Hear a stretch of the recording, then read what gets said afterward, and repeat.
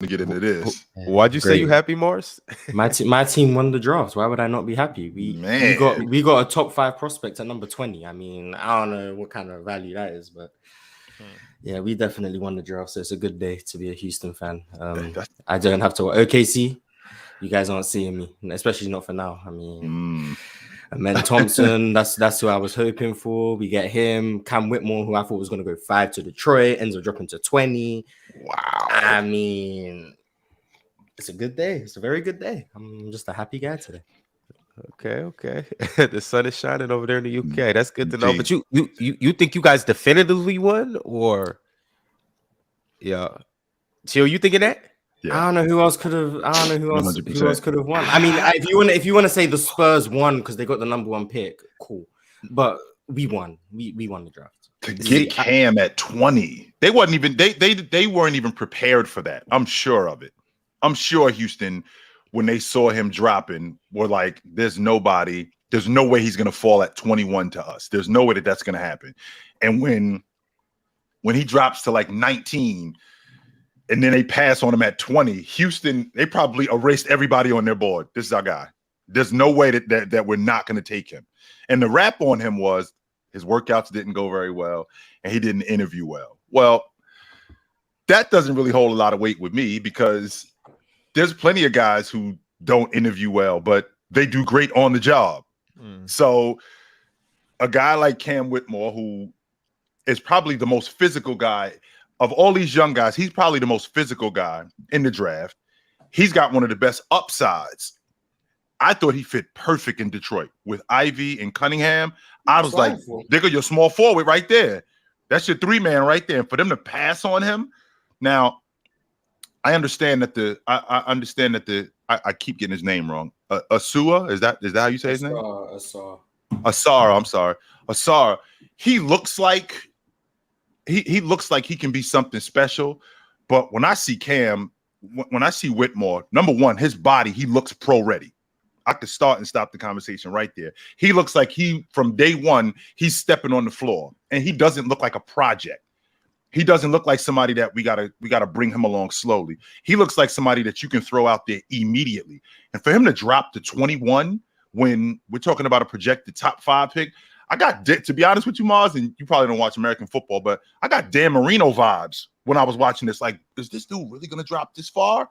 There's no way that this dude is going to drop this far, and there's no way Houston is passing on him. No way. I knew. Yeah, Ron said it in the group chat. If he falls to Houston, there's no way we're passing on. I knew if Golden State didn't take him, if the Lakers didn't take him, and I forgot who was at 18. If they didn't take him. Yeah, Miami, and they took that guy. They took that guy who I don't know. So sorry, Jaime Jaquez, I don't know who you are. He can play. You don't know how play. I like that pick from. He can play. Mm-hmm. But I knew the moment that Golden State took Brandon Podziemski, I was like, okay, there we go. We've got Cam Whitmore and we've won the draft. Even if you don't think Houston won the draft, we can all agree Texas won the draft, right? Dallas, San Antonio, and Houston, they all just won the draft. Like they probably had the 3 best draft nights. All in Texas. That's fair. That's fair. I can give that. Texas won the draft. And I need someone to explain to me the Wizards trade because it made no sense to me. I'm going to ask you guys on the air. They had the 8th pick. Indiana wanted Jarris Walker at 7. But then they just swapped picks for no reason when they could have just got who they wanted originally. It doesn't make sense. If the Wizards wanted Bilal Coulibaly at 8 and Indiana had the 7th pick and they wanted Jarris Walker, couldn't Indiana have just taken Jarris Walker? And then the Wizards just got Bilal Coulibaly at 8 anyway. I don't get why they added 2nd-round picks to the trade. Someone has to explain. I think it's more. I think it's more compensation than anything, Mars. So if you can imagine, you borrowing money from me. Well, it's interest. I'm not just going to give you $20 and you just give me back $20. So if the guy that they're drafting, I am doing you a favor by drafting this guy, right? I'm doing because. I know you want this guy. I'm doing you a favor by drafting this guy. In the process of me doing you a favor, I would like to be compensated. Whenever I see stuff like this, I always think about Antoine Walker and Vince Carter, where you like a guy, I just don't like him at this number right here. So Luka was at 5. I think Luka was picked at 5, and Atlanta wanted Trey. They just didn't like him at 5. I mean, they just didn't like him at 4. So they pick him here, I'll take your guy, you take my guy, and we'll swap picks. In the process of us swapping picks, me doing you a favor, you end up compensating me later on for it. It's weird to me. I don't get it. Someone in the chat said that if you get drafted higher, you end up paying more. So that would explain it. But the Washington Wizards, Bilal Coulibaly got drafted first, and Washington have him, which means they're paying him more, and they gave up the second round picks to get him. So once again, that wouldn't make sense based on that idea. So to me, you just gave up second round picks to get someone you could have got at 8 anyway. So I'm just confused, but I don't mind because my team won the draft, so that doesn't even matter. As long as we know that Houston, we're going to be in the play-in. I would like to hear from everybody else who they think won the draft, because I actually have a team outside of Texas that won the draft. I don't know who won the draft. I'll tell you one thing though, Ryan. I didn't like that move from Portland. I feel like that was petty and it was uncalled for. I feel like it was spiteful. For them to do that. Do what, Big Ass? Wait, Chris Murray. They took Chris Murray. At 23, they took Chris Murray at 23, knowing that they don't want him. They didn't want him. They just didn't want us to have him. I think that was malicious. I think that was a little malicious. I mean, a little vindictive, if you will.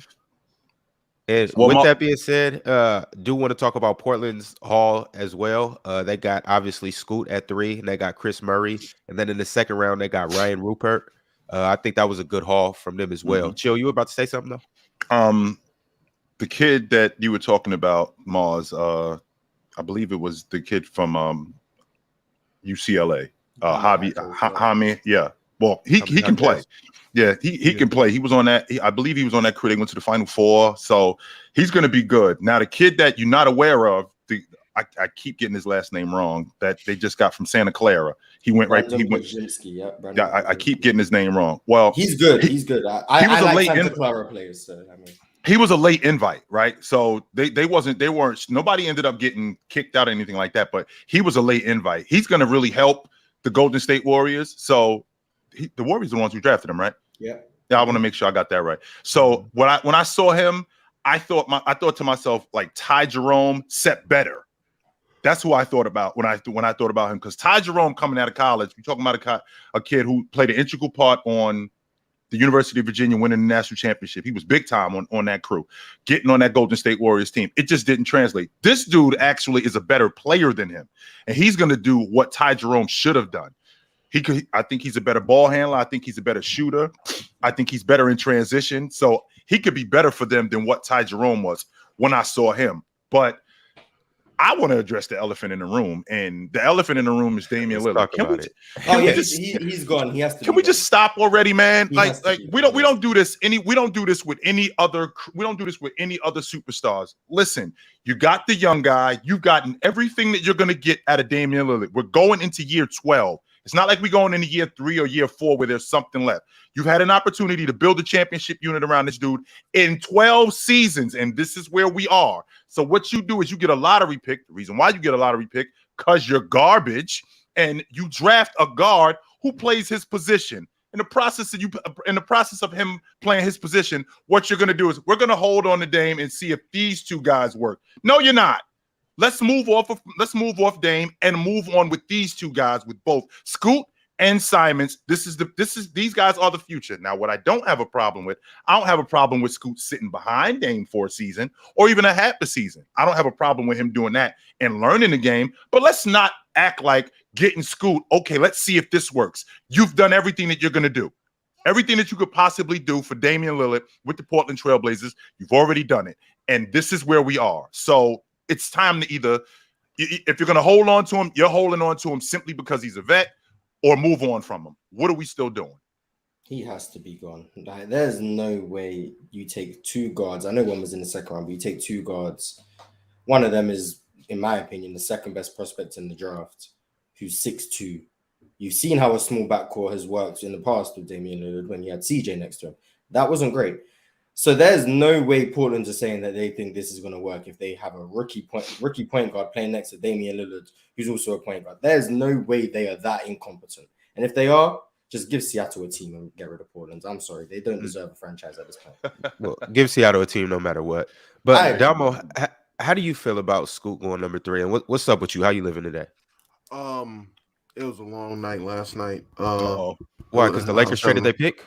Nah, not even that. Because they didn't get James Najee. That's why. Yeah, that was a tough one. I wasn't expecting him to go as low as he went, but I didn't think even with him going as low as he went.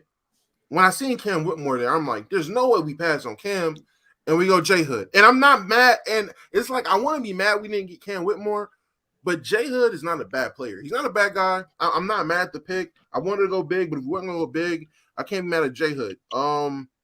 I'm surprised, but a couple teams surprised me. In terms of who did the best, a lot of teams did great. A lot of teams addressed issues. A lot of teams did what they're supposed to do. But it was some teams that just had me scratching my head like, why are we doing this? Oh, yeah, and the LKIB drinking game last night kicked my ass. Yo, shout out to everybody that was there. Oh, yeah, it was a rough one. First thing first, to me, I don't know what the Pistons are doing. Personally, I don't know what the Pistons, because I want to say the Thompson twin they got, okay, you can get away with putting him at the 3. I don't think that's where he's going to be the best. You said I think he's going to be a 2. I think his on-ball skills is definitely underrated because he's playing next to his brother who was dominant on ball. So I feel like he does have better on-ball skills than people will give him credit for. Despite what scouts say, I think his on-ball skills will be better than people think. So putting him at the 3 ain't going to work. I think putting him at the 2 will be better. And that team, and they also drafted, I want to say, they got your boy. What you call it? What, in the first round? They got your boy. They got James Najee, but I think he's going to Boston. I think. Yeah, he is. They traded him to Boston. They did? Yes, yeah, they have no use for him. They have Jalen Duren, who's first. basically the same guy. Yeah, that's why it was a head scratcher. And I didn't see Wiseman, that they traded him to Boston. No. That's what it was. Mars. The Grizzlies. The Grizzlies traded their pick. They made a trade with the Grizzlies, and they got another guard. They got Marcus Sasser. Yeah. They got a small guard. So I'm like, okay, so now you draft 2 guards essentially on top of the 2 guards you already have. That is your future. I don't know how that's about to work. Now, in terms of the guy they got in the later rounds, gone, by the way. Yeah, so Killian Hayes 100% gone. 100%. He's 100% out of there. The guy you got at 25, you can get away with having him as a backup guard if he's a Tyus Jones as guard. That's fine. But the Thompson twin, if you think you're about to play him at the 3, or unless Cade is just getting big off of veggies and you're gonna put Cade at the 3, I don't know how those 3 are about to work. You spend a top 5 pick on the guy to come off the bench. That's kind of crazy to me. Like I don't know how that's about to go. So they surprised me. The Pacers kind of surprised me a little bit. They did relatively better than I thought they would do with those picks. They did pretty solid. Yeah, the Trailblazers are idiots. I said this when they were willing to blow up the team 3 times around Dame and still couldn't put something useful around them. They're idiots. But I will say this: if Dame is vocally saying he don't want to go, I mean, at that point, I don't know. Well, here's the problem I'm having. I don't care if you don't want to go. You have to. No. Hold on. No. You don't, because at the end of the day, this is a business. Everyone can sit there and talk about, oh man, we gotta start pushing towards the future and do this and rebuild and all.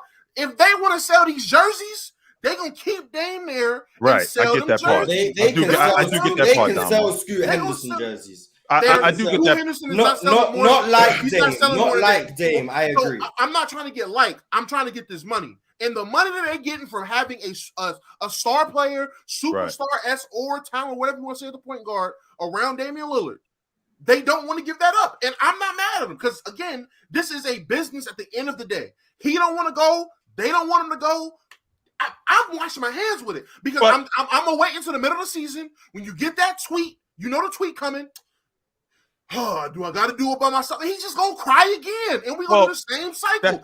That's the problem I'm having, Damo. That's the problem that I'm having right there. Because to be clear, he is box office, right? He is the ticket seller. His name on the moniker. He's on the tickets. That's him, 100%. So he is the moneymaker. That part I can get with. But it's like talking, I don't mean you, Damo, specifically, but it's like you talking out of both sides of your mouth. I don't want to leave, but I don't want to be a part of a rebuild. I don't want to leave, but I don't want to be a part of a youth movement. Wait a minute. Which one is it? I don't want to get married, but I don't want to break up. I don't want to get it just sounds like it's double talk to me. So at some point we have to get to the bottom of what are we going to do with this guy? Once again, he's been on the crew for 12 years. And in the 12 years that he's been on the crew, they've been to the conference finals 1 time. The best opportunity that they had to upgrade that roster, which was when they got smoked in the 19 Western Conference finals, they didn't. In fact, they brought the same crew back. Everybody else in the Western Conference has gotten better, and they've gotten worse since then. They haven't been back there. They haven't sniffed anything like that. Damian Lillard broken down. This season, I thought he played himself back into the top 10, or at least into the conversation.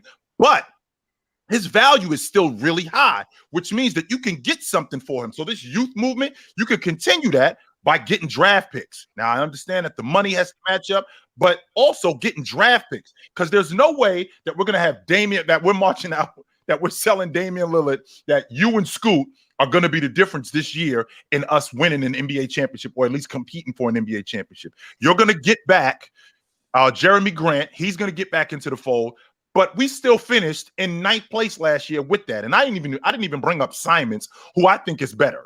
I think he's better than Scoot right now. But with that being said, what is the deal with Damian Lillard? Are you holding on to him, or are you moving off him? Because you're obviously not building a championship unit. You're not doing that with him there. You're not. I agree with everything you said. I think it makes sense to move off of Dame. I think it makes sense to start over. I think it makes sense to move forward with the future. That makes perfect sense.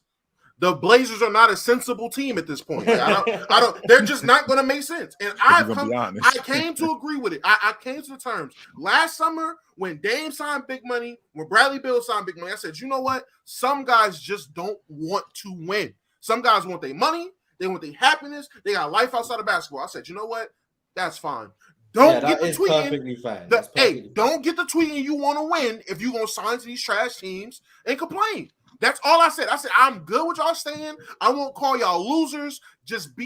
Don't come in the middle of the season when you're on a 28 loser streak saying, woe is me, where's my help? Because you know where you're at. When Bradley Beal did it, I lost my mind. Because I'm like, bro, you signed for $50 million a year, and you about to tweet out in the first 3 weeks of the season?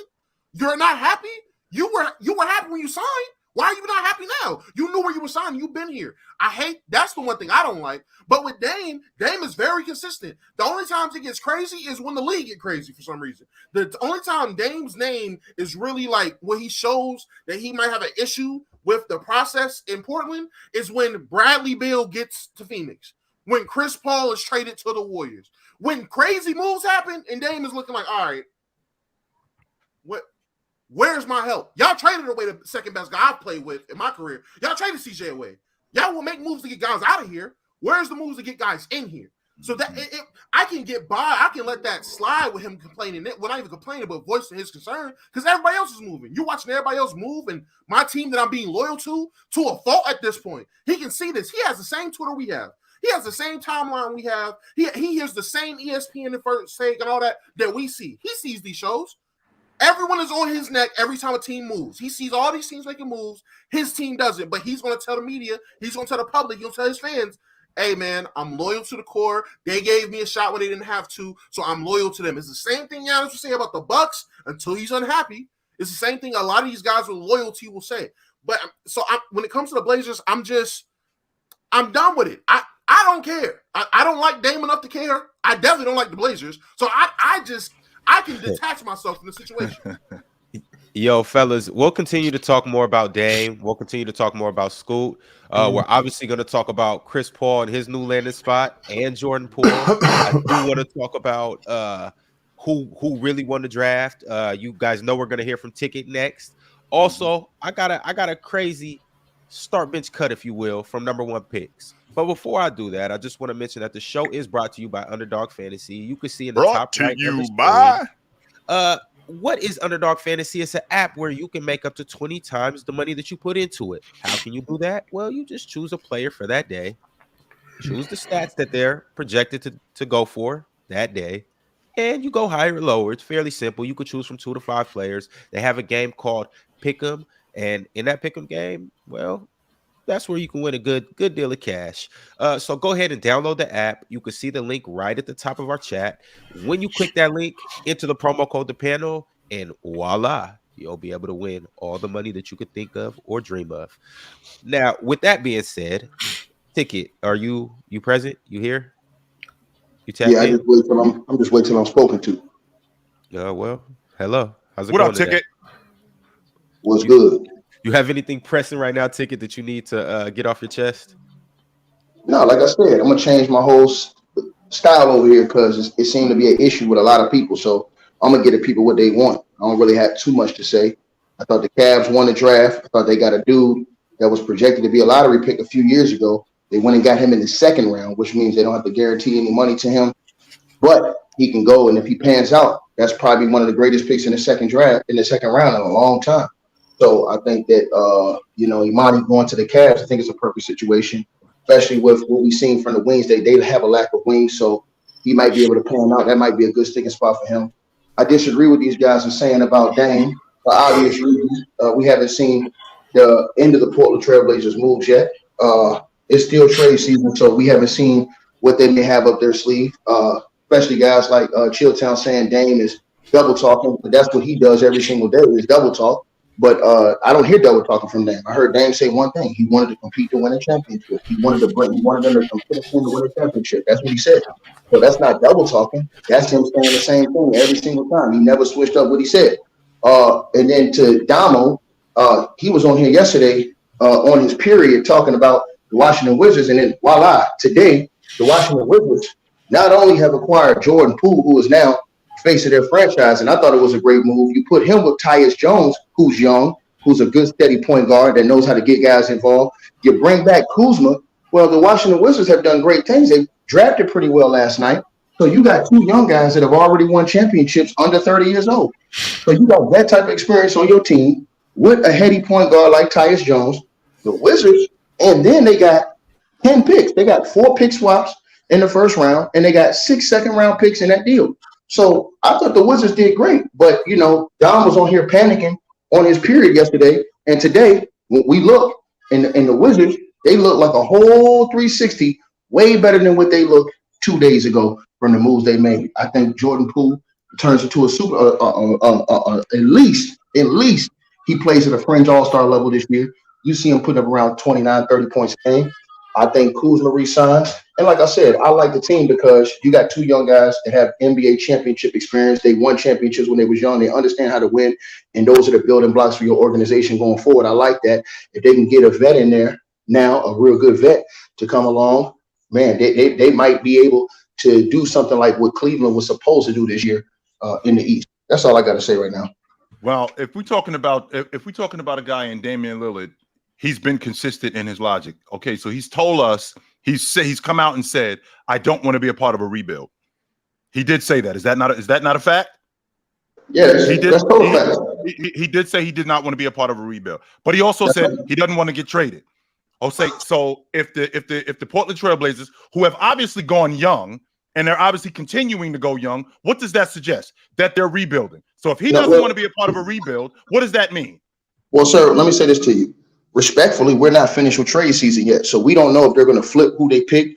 Maybe they didn't like a trade that they was going to get before the draft. Maybe a team comes to them afterwards with a better deal. They didn't rush to make a bad deal. So maybe they wait. Maybe now that we heard that Kawhi had surgery and he's going through this stuff again, maybe you can go get a deal over there with the Clippers done. Maybe you can go get a guy like Paul George for Anthony Simons. Maybe you can, get some more veteran guys over on that roster that can help. So I'm not complete. Like I said, yes, 2 days ago, Gamo came on here and jumped the gun and was talking all this trash about Washington. I was the only one that said, what did I say? What did I say? You trashed them. No, what did I say? Don't tell me what I said. I'm about to say what you said. You trashed them. You said you didn't know what they were doing over there in that organization. You said they were going nowhere. You said they got nothing in the Bradley Beal deal, and actually they did. You said you talked all this stuff without knowing all the facts, and I sat in here and told you. I said, bro, they're not done yet. I said they look stupid and incompetent to you because you don't know what their plans are in the office. But obviously they had great plans because they flipped CP3. And what did they do with flipping CP3? They went and got a young guy that averaged 20 last year and has won a championship already. So you flip an old piece, you get that dude, you got 6 second-round picks, 4 first-round pick swaps, and then not only that, you go get Tyus Jones, who's a good point guard, could be a starting point guard on any team in the league. Chilltown was talking about that yesterday.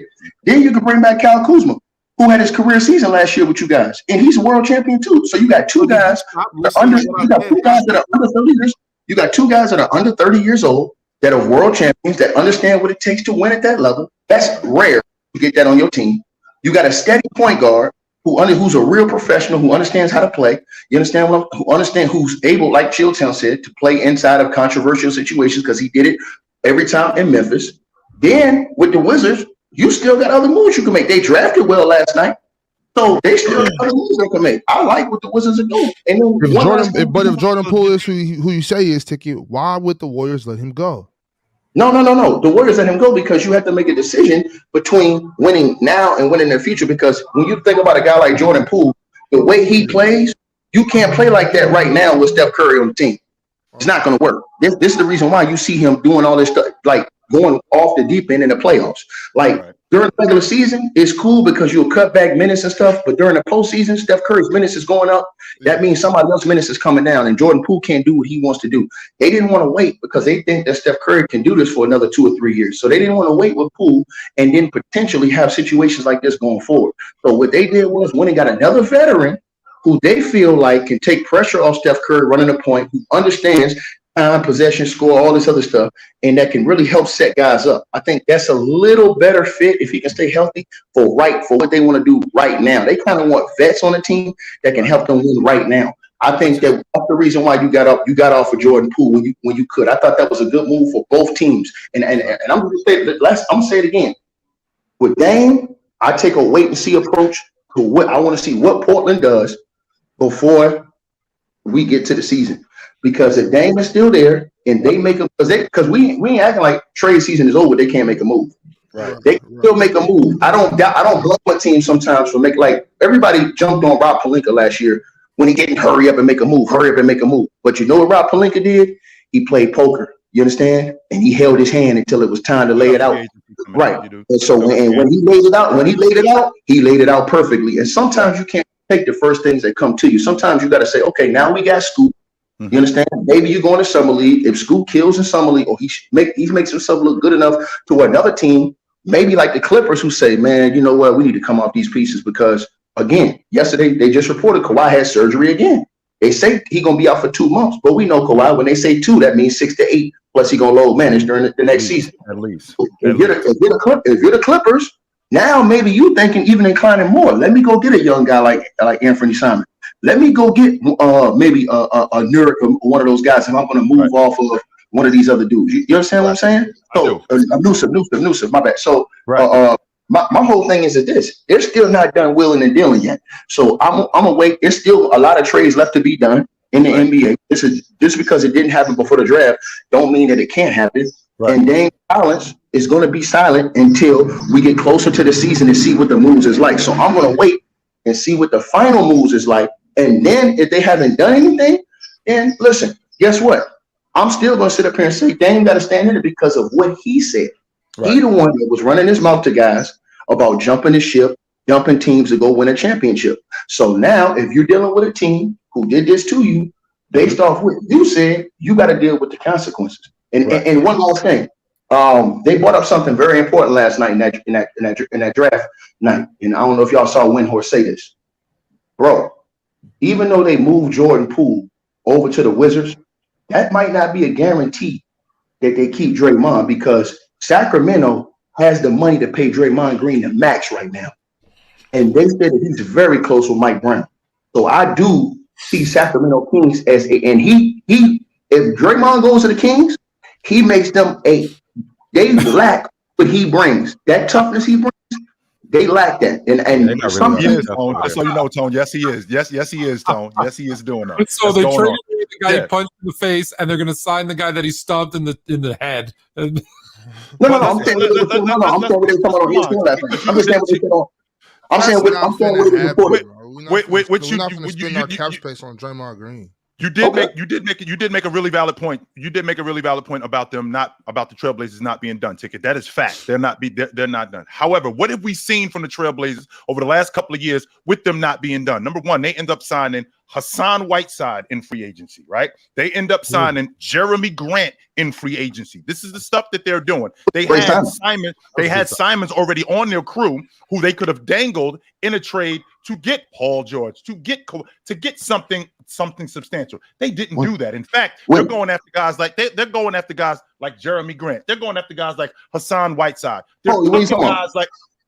I'm saying you talking about last season? No, I'm saying when you say trade Anthony Simon, I'm saying, are you saying last season trade Anthony Simon?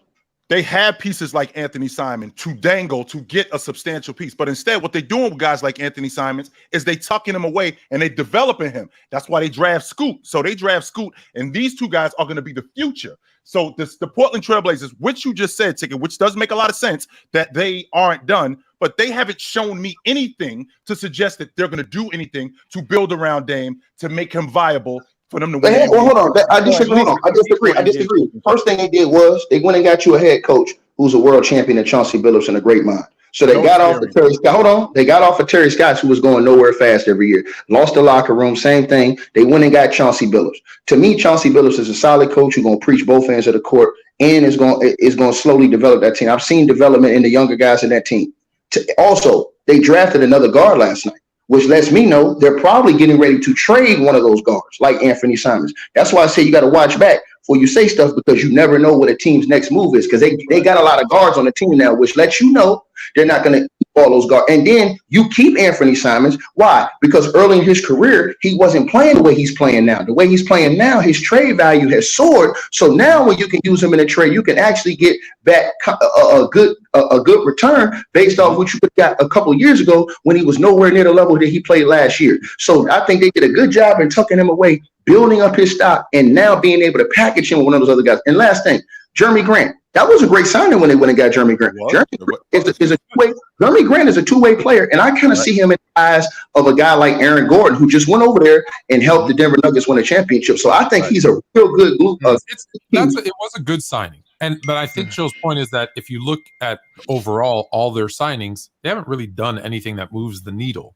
And just I wanted to go back for a second to Washington, because Damo yesterday said that based on what they have today, that roster looks horrible. And I agreed with you, Damo, because it did look horrible. But okay, now they flipped Paul for Poole. That still doesn't move the needle either. They're still going to suck, right? I'm sorry. I like Jones, but Jones and Poole as your backcourt no one's scared of that. No one's thinking, oh, championship. They're still a team that's not going to make the play-in. So, yes, but they've got better than nothing. I will give it that. Better than nothing. They're better than they were yesterday, but they're still a terrible team. Portland, they're still a terrible team. I'm sorry. They got young, but they're not going to be good. They're not going to compete in the West. So it's just like, you're right, Ticket. You made a very good point. They're not done yet. So it's going to really depend on what these guys do next in terms of trades and free agents. Because they can screw quick. But I totally disagree with what you said about not compete. Let's be honest. They were competing, and they were number 1 and number 2 in the West last year until Dame got hurt. So in the first 30 games of the season, they were one of the top 2 teams in the West last year until Dame Dollar got hurt. You guys forget that. They were killing the West. Like, hold on. The first 30 games, they were second in the West until Dame got hurt after the first 30 games. Then he got hurt and missed all that time, and Anthony Simons had to take over, and then they couldn't hold forward. And then Dame came back, and by that time they fell off the rails later on in the season because they were in the playoffs. They just kept dropping. You guys got to remember that. So yes, they were playing well. Chauncey did have them playing at a great level. You can go back and look at videos, look at the tapes. My whole thing is this. We always thinking about jumping to get a superstar. I believe in the pieces. I believe in a guy like Jeremy Grant who's going to play on both ends, who's going to play defense, who's going to play offense, because you got a superstar in Dame. So now what do? I want to fill out all these other guys that I lack. So what are they going to do now? They drafted Scoop because maybe they didn't see a trade they like. And I can't believe Tone is saying this, because Tone is the type of dude, he's going to chill until he get a deal that he likes and he wants. And when he sees one, maybe if he don't see one before the draft, that's not going to force him just to give it up and make a stupid deal just to get off that pick. No, I'm going to get a good deal that I like to help my team. So I'm just saying, Tone, I'm saying I agree with what you're saying, but I would agree more if we were closer to the season and they had all these guards and they haven't done anything as far as advancement, because I still think teams are going to make a lot of moves based off alone with the Boston Celtics. What have the Trailblazers been lacking? Well, to me, this is what they lack. To me, they lack a real post guy who can score and shot, who can help you. I don't like Nusif. I don't like him. So I think they lack that. And listen, there are guys that can be had like a DeAndre Ayton. I like an Ayton in that situation, because now if you tell me you're going to give me Dame, you tell me you're going to give me Jeremy Grant, you tell me you're going to give me Ayton, now that's a legitimate playoff team. If I can get a couple more pieces. Who they given to Phoenix for Ayton? what you call it? The point guard. They need a point guard. They need a point guard. I'm giving them a point guard. They need a point guard right now. So they really don't want to put. Which is fair, which is 100% fair, but that goes against your logic of developing guys. So why am I going to have Anthony Simons tucked away and develop him and turn him into a player to hand him over to somebody else? No. Because it helps my trade. It helps the trade value when I give them away. I can get something back better. Because if I give, like think about this. If you gave Anthony Simons, wait, go ahead. Sorry, I just want to be clear. So you want to give Anthony Simons and something, because there's no way he's making the same amount of money as Ayton and something. Is that what you're saying? Right. Okay. And you go get. Listen, let's be honest. We all agree to think he's 20-10 on a different team. He's 18-10 right now. So if you put a 20-10 big man that will play D beside Dame, beside another guy who plays D, Grant, who can get you 18 to 20 points a night, bro, I'm with Caden Sharp. With Mars boy. Mars, what's the other boy's name that's on the team? That's on the bench? Nasir Little.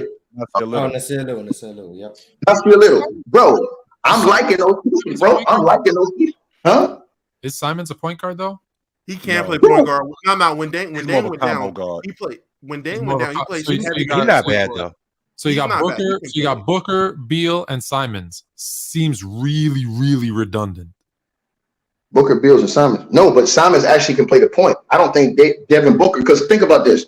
Good enough for those guys? When Book goes out, I don't think they really like Camp, the dude that looked like Martin, the campaign guy. I don't think they really like him, bro. He's the worst backup point guard in the NBA, bro. He might be, Ticket. That's and you and me go back and forth all the time, but we do agree on that. He might be in Mars. Killian Hayes started this year, so you're correct. Killian Hayes did start this year. Mars, if you're thinking about the backup lead guards in the game, that's the reason why that series went 7 games against New Orleans, 6-7 games, because campaign sucked coming off the bench, which was why Chris Paul had to play as much as he did. That's why that series went as long as it did. He might be the worst backup lead guard in the game, maybe. And so, I do want to bring it back though. I want to bring it back to Scoot and Dame. And I want to ask you guys, what do you think that situation is going to pan out to? Do you think Scoot stays for the year and plays under Dame? Do you think Dame's gone immediately? Do you think maybe are they able to come off Scoot? No, Ron, they gotta get Dame out of there. Okay, so all this Henderson right now. That's what we're doing. Ron, it's gone on long enough. You guys, I'm asking you. What do you think? I'm telling you right now, Ron. It's time to let it go. Let it go. It's time. It's over, bro. It's over. It's been long enough. They can split amicably. It doesn't have to be on bad terms. It's not like the franchise did Dame wrong. It's not like Dame did the franchise wrong. It's just there's no future in this anymore. The only thing they can do is get off of Dame, build with this young talent they got because they have a lot of it, and it's simple, bro. Like to keep trying to beat this dead horse, to keep trying to make this this relationship's going no further. They've taken each other as far as they can. Can I ask you a question, Bob? Can I ask all y'all one question? I got one question I want to ask y'all. Do y'all think? I want y'all to think about this. They just drafted Scoot, right? Mm-hmm. Let's say that they get a deal and you give up Scoot and somebody else, and you go get Ja Morant and you send Scoot to Memphis, right? Does Ja Morant help move the needle playing the 2 beside Dame and beside Jeremy Grant and those other guys? No, I wouldn't put Ja. No, I'm asking in terms of moving the needle, in terms of popularity, it's going to be much. No. I don't think popularity. I'm talking about wins. I'm talking wins. That's the worst defensive backcourt in NBA history. No, it's not going to translate to wins. No, it will not. You think I'm going to spend my heart? You guys think Dame? You guys think Dame at the point, Ja at the 2, Jeremy Grant at the 3. That they won't win. You don't think that team can get close to 50 wins? I'm making a prediction right now. Regular season wins is fine. They might do that, but in the playoffs, someone's going to want to clip this. Damian Lillard will not be on the Portland Trail Blazers at the start of this season. It's not possible. It's not possible. Right. Not this franchise wants to be looked at as anything close to competent. If they want to be looked at anything close to competent, it's no way. When you look at that roster, he's the one that doesn't make sense on it right now. He's a couple more people, but he definitely doesn't make sense on He's this the roster. one. He's definitely the odd man out. Him, Nurkic, they got to get off of both of them. Nurkic got to go too. One of these things just doesn't belong, and it's Dame. Hey, and I don't want to get off this. I definitely want. I hope y'all stay on this topic because I want to hear everybody's thoughts. I just want to address something real quick, Ticket, and I want everybody to hear me when they say this. In the event that I wake up to the news that we have signed Draymond Green, I will happily, gladly, and with a smile on my face, walk away from the Sacramento Kings franchise. You out, boy? It will be no longer. Bizzo, you out? Why is that, bro? I'm good. I'm off that. Hey, Bob, but hold on, Bob. But you criticized, Bob, but you criticized the lack of toughness and Draymond Green. And Draymond Green, besides Sabonis, I do like that for you. Hold on, I like that way better than I like that way. Our lack of toughness. No. I'm saying I like that way better than I like. We kept our hands up and we fought. No. I'm saying though, I like him way better than the dude y'all just had that choked up the series. What's old boy's name that used to play for the Warriors? Harrison Barnes. Hold on. I like Draymond in that 4 spot for y'all because I think Draymond. I think his ability with also y'all got some shooters over there too. It ain't like y'all ain't got no shooters. Y'all got old boy. He come in the game letting that thing fly. What's the white boy's name, Tone? You don't got to convince me, Ticket, but we're going this way right now. We don't got time to do this. Like from right to left? You talking about her, the Ticket. We're going this way. Let's keep going. That's what you talking about. I don't think you're going to keep going that way if you guys stay the same way, because I think the teams have figured you guys out as far as the physicality thing with y'all's big man in the playoffs. And I think y'all going to have a problem against those type of teams that got guys like AD, guys like Jokic, you know what I'm saying? Guys like Wemby in the future. I think you guys are going to have some issues going forward as far as the big man toughness in the playoffs is concerned. I think it's a great move, be honest with you. I do. And I don't like Draymond Green, but I'm not going to lie. We're not championship ready right now, and we won't be by getting Draymond Green. So it's kind of like let's just be patient or make another move. We don't. Hold on. You just said y'all was championship ready. You told Tone y'all was gonna hold up to Larry O'Brien. I might have said something about us holding. No. You said you was happy. Hold on. Just say you were trolling. Just say you were. I wasn't trolling. I was just, I might have been hyping up my squad, but we're not a championship ready team. But you told Tone that you was willing to walk from the Bay Area to the if they didn't beat the defending champs. So that means you don't misquote me, Ticket, because they said they were going to sweep us. I said if we get swept, I'll walk from the Golden One Center to the Chase Center. That's what I said. You did say that. Okay, but I still think you guys won 7 games, bro. I still think you guys won 7 games against the defending champs. I think y'all are a lot better than what you're giving them credit for. No, I don't think we're championship ready. I think we're a really good team. We're not championship ready though. Are you a piece away? Are you 2 pieces away? Or are you how far you think y'all away, Big Ops? A piece of some development, maybe 2, 3 seasons. And you don't think that piece is Draymond? No. Nah. He's definitely in Draymond.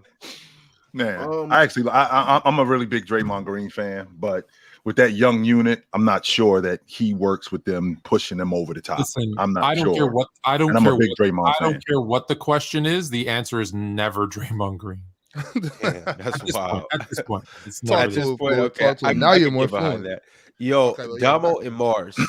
Before we move off of this topic, I do want to hear from you guys about Scoot Henderson going 3 and Damian Lillard being there in that situation. Also, if you do want to chime in about Scoot dropping the 3, I would like to hear that he as well. Didn't drop. We all knew who was going 1 through 3. We all said it. It wasn't a drop to 3. You knew he was going to 3 because he wasn't about to play with LaMelo Ball. Miller at 2 was not a secret. Miller at 2 was not a secret. Yeah, and the only reason why I'm not shocked that Portland did this, it's obvious. They're going to trade Anthony Simons. Anthony Simons won't be on this team before the start of the season. I hate that. They're going to, as much as people are going to hate it, they're going to keep Dame and run him with Scoot. I don't know. My God. It sounds crazy. What are we doing? Again, I'm not sitting here saying that's the best thing to do. This is a nonsensical team. They're making nonsensical moves. I am expecting them to do the opposite of what everyone they should and would do in this situation. Two two little guys in the backcourt never works. Rarely works. Sorry, and they not trying to work. They're trying to sell tickets. That's all they're trying to do. They're trying to sell tickets, and they're trying to put on a show in Portland. And by having Dame shoot logo threes and Scoot get put back dunks and alley oops, they like, you know what? This is a good marketing scheme. But Damo, the people in Portland, they love basketball. They're basketball fanatics. They're gonna be at the Motor Center to see Scoot just like they were to see Dame. Ox, and I'm here to tell you that's not even the best show in Portland right now. Hey, that's not going to be the best show in Portland. I promise you. Well, I mean, people say this, but once the season starts, and Dame is still playing, and they're still playing like Dame's still playing like Dame, and once Scoot is hopefully in this case because he has to be, if he's a lot better than what people are giving him credit for, which he's going 3, so he's already highly touted. But if he's actually complete, if he's actually a better shooter than people give him credit for, he fixes that somehow between now and the start of the season. You're going to be looking like, all right, well, they got their guards handled. They got these role players. Portland's going to do the same Portland dance. Be competitive. They might be a top 4 seeded team. It's about semantics. You guys are going to be disappointed. You guys are going to be so disappointed. I'm not going to be disappointed because I already know they're a bunch of losers over there. So I'm not going to be disappointed. I know what to expect. Yeah, I'm calling them losers. And not to steer too far off the point, but I did want to say, because I said I was going to say this when my boy got drafted. Shout out to the Grizzlies. G.G. Jackson is a Grizzly. Shout out to them. That was the best pickup in the second round, in my opinion. I just had to say that because I told my guys I was going to shout him out because it's my boy. G.G. Jackson, shout out to you. Glad you got your chance. But yeah, go ahead, Mark. Go ahead, Mark. Shout out G.G., no doubt. Mars, how do you feel about the Blazers? I think Domo's right. I think they're going to end up trading Anthony Simons. Stop saying that, please. Are you guys saying Anthony? Stop saying that. I feel like I keep hearing Anthony. I'm sorry. I'm saying it with an F. Well, I'm doing my best. It's Anthony. That's his name. Yeah, but, oh my God, that's making me nuts. It's like hearing like nails on a chalkboard when you keep saying it. Trading Simons. Oh, stop saying that. Yeah, it's not what I would do, but like you said, the Portland Trail Blazers seem to be an incompetent franchise, so I think they're going to do something dumb, and that would be something dumb. What I would do is trade Dame and have Scoot, Anthony Simons, Shaden Sharp, Nasir Little, that type, and you just build with that. That's what I would do. But what I would do is very different to what Portland seem to have been doing over the last few years. So what they would do is probably just mess this up. And Mars, to your point, I mean, and what Damo was talking about, this being a business. Damo, just so you know, I've been to Portland a number of different times, and I was up there when it was called the Rose Garden. Portland is a basketball city, and if you building a basketball team, they will come. 100%. So if you move off of Dame, even if Dame is on the moniker, right? Even if Dame is on the tickets, but if you move off of Dame and you tell the people in Portland, this is the guy with this is our backcourt of the future. This is who we're going with. We're going to build around this team. We're going to build around these two. The people of Portland will get behind that, as opposed to what the New York Knicks were doing when they were selling nonsense that every year they're losing 50 games and they're going to sign this guy and go, yo, we're making the playoffs next year, which we all know that wasn't the truth. They had no plan whatsoever. With the Portland Trailblazers being a basketball city, if you selling Simons, if you're selling Scoot Henderson, and we're going to build around these two, that's something that the people are going to get excited about, and they will get behind that, as opposed to saying, yo, Dame, we're going to see how this works with you and Scoot. Let's knock it off, man. We've seen the best of Damian Lillard in a Portland Trailblazer uniform. Is Chilltown, is it possible that Dame might be scaring possible free agents off with that that same narrative saying, oh, people don't need to piece up, but they don't need to click up together. We could do it, could do it on our own, stay down like Giannis. Do you think that him saying that might have people like, well, Dame doesn't want to, like I don't think don't want to go to Portland. My fault, Chill. That's exactly where I was going with it. I don't think that that's the case. Portland is one of those places that it's not really attractive to a lot of people. But it is. It's so beautiful. It is, though. It's a great city. It's a great. I've been to Portland a number of different times. I love Portland, but it's not attractive. It's not Miami. It's not Los Angeles. It's not Golden State. So it's not a really attractive place. And the fact that Dame, it's way better than Minnesota. 100%. It's beautiful out here. 100% is better than Minnesota. Beautiful summer. But I don't think that Dame. I think that Dame. I don't think Dame means it that way. I think that there are guys who look at Dame going, yo, I could possibly help him. I think the problem is Portland isn't as attractive. I don't think the logic is, he doesn't want me up there, so I'm not going to go up there. No, I don't think that's the case at all. Dame would look really nice in purple and gold. No, he would. That's disgusting. That's disgusting. I'm gonna give y'all. Because then you I'm can gonna give y'all a surprise. and somebody give him somebody else. This is nice. I'm gonna give y'all a surprise. I'll tell y'all this: if Dame does get moved, the team I think he gets moved to is the Milwaukee Bucks for Chris Middleton. Jesus Christ! I hope Portland doesn't just get Chris Middleton. And the reason why I say that is because Chris Middleton is on. He just opted out of the $40 million, Right. so he can sign it. He wants a big long-term deal, Right. and so maybe a team like Portland is willing to do that with those other guys since they will have cap space, and then they'll put Dame in a situation, because I do think if they move Dame, they're gonna look out for him for being loyal his whole career, and I think that puts him over with Milwaukee. Move Drew Holiday over to the 2 where he's supposed to be at, and then Giannis at his position. I think that then puts him in that situation over there. Wouldn't that contradict what they trying? Because he plays every position. Wouldn't that contradict what they're trying to do though? If they move in Dame, that means that they're going toward a youth movement. So Middleton, who just came off of surgery, is now. Doesn't mean they're going towards a youth movement. You still got to have money on the books. I'm just saying what it does is now it gets you a vet who's won a championship, who understands how to be a professional, who you put with those guys, because the way Chauncey coaches, he's going to want to have some vets around it. He's going to want to win some things. He's not going to try and lose. And so, and also it allows you to then lose Jeremy Grant. You can do Jeremy Grant in a sign and trade somewhere else. You don't like Jeremy Grant ticket? That deal works, but if you were making it, I feel like you'd have to get a third team involved, and Middleton would have to go somewhere else, and they would have to be sent to young players. Wait, Fluent, that's not your line.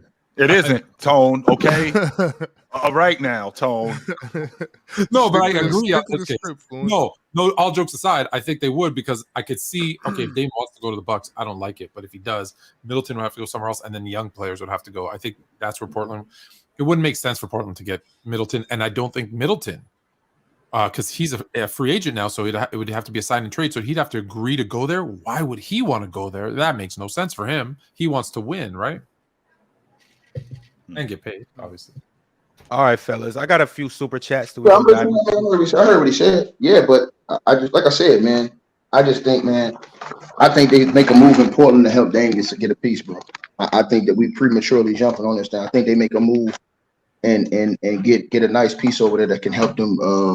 At least people say that they can advance in the playoffs and be respected. What have they done though over the last since they've been to the West Finals? What have they done to get a piece over there to help Dame? They haven't done anything. Hold on, but the thing is, it's not about helping Dame. It's about Dame helping himself. It's about Dame changing how he plays, how he thinks in certain situations. When you're there and you're up 18 every single game and you lose to the Warriors, when you're up 18 and it's your fault you lose, that's on you. And then every other year you've been hurt, breaking down during the season because of that. TJ McCollum had hurt. He broke his back one playoff series when they played the Lakers in the bubble, and Melo was on that team. They've been breaking down. So at the end of the day, I blame Dame for not getting it done. He was there in the Western Conference Finals, up 18 every single game, and lost all those games, and he played trash. They had double-digit leads in the second half again. And he played, and chill down. He played like garbage. You can't get around that. Nobody can beat that with a stick. I'm not saying that he didn't play like garbage, but we can't discount the fact that Steph Curry clearly outplayed him. No. But he played. Listen. They were up. Hold on. Listen, not only did he get outplayed, Klay Thompson outplayed CJ too. Bro, you're not listening to the point. The point was they were still up by 18, and Dame was playing like trash. If Dame did what he was supposed to do, they win. You're up by 18 every game, dominate the Warriors, and they beat you every game. They walk you down every single game. I watched that, and Dame played like trash that entire series. If he plays the way, see, this is the difference between me and you when we talk about accountability. I just don't hold accountability with a dude from Akron, Ohio, wearing number 23. I hold accountability around the board. Dame Dollar was up 18 points. He was up 16 to 18 points every game that series, and they lost every game because he played like trash. He played like hold on. He played like trash. I watched the series, bro. You keep saying that he played like trash. So if he played like trash and they were up 18, that means that they didn't need him. That's not true. Ticket. Oh no, they did need him. Hold on, they need him. Hold on, they need him to close. He got outplayed by Steph Curry. They need him to close, bro. So they need him to close, bro. And you know what? McCollum was balling. And the other team needed their player to close, which was Steph Curry, and he did that. So he got outplayed. No. They got outplayed by Steph Curry. All their guys, hold on, but chill out. All their guys kept up in the. It wasn't like Damian Lillard was just okay, and they were just blowing the Warriors out. That's not what happened, Ticket. He wasn't. No, I'm saying, hold on, chill. Once again, we got to remember two things about that series. One thing is Dame had a broken rib that series. He played with a broken rib that whole series. That's true, but I don't give him that excuse. That series, bro. Hold on. That series, he did not close. He missed all those big shots down the stretch in that series, and that's what lost it. And listen, it wasn't just Steph. It was Draymond Green balled out that series too. Right. So it wasn't just Steph. Bro, listen, all I'm saying to you is this. If Dame Dollar does what he normally does, they win that series, and they're going to the NBA Finals. So the roster they had was legit because they gave the Warriors the run for their money. The problem is that their superstar, Dame, didn't step up and do what he was supposed to do. Now, after that, you got me because the guys started breaking down Chilltown. McCollum got hurt. Dame got hurt. You got me. I ain't saying nothing after that. But I'm saying up until that point, go ahead, Dom. Hold on. Go ahead, Damo. So I just need to ask for the sake of consistency, because I'm Mr. Consistent. When you say holding players accountable, is your view on accountability just if they play bad, admit they play bad and move on, or you hold everyone to the same level of accountability? No. Listen. Dame Dollar is saying he wanted to win a championship. I'm telling you what I'm saying. Hold on, I'm telling you what I'm saying. Dame Dollar said he wanted to win a championship with the Portland Trailblazers, right? Everybody says that Portland didn't. This is the thing about Dame. Everybody's saying on the panel that Portland hasn't put a good enough roster around him. I disagreed because he was in the Western Conference Finals. They were up 18 every single game, and they lost because of him. So hold on. Hold on. This is my point. All I'm saying is it's kind of answer the question though. Hold on, but his question is not what I was saying. See, he's asking me a question of something I didn't say. All I'm saying is what I said before. Dame can't complain. Dame cannot complain about not having a roster, not having a squad, when he went to the Western Conference Finals and he was the reason why they lost. So you obviously had a good enough team to go to the NBA Finals because I was up 18 every single game in that series and got walked down because you played trash all throughout the stretch. Every fourth quarter, Dame played like garbage. He shot like 17% in the fourth quarter of that series. Yo, Ticket, before we move on, do you want to answer Damo's question?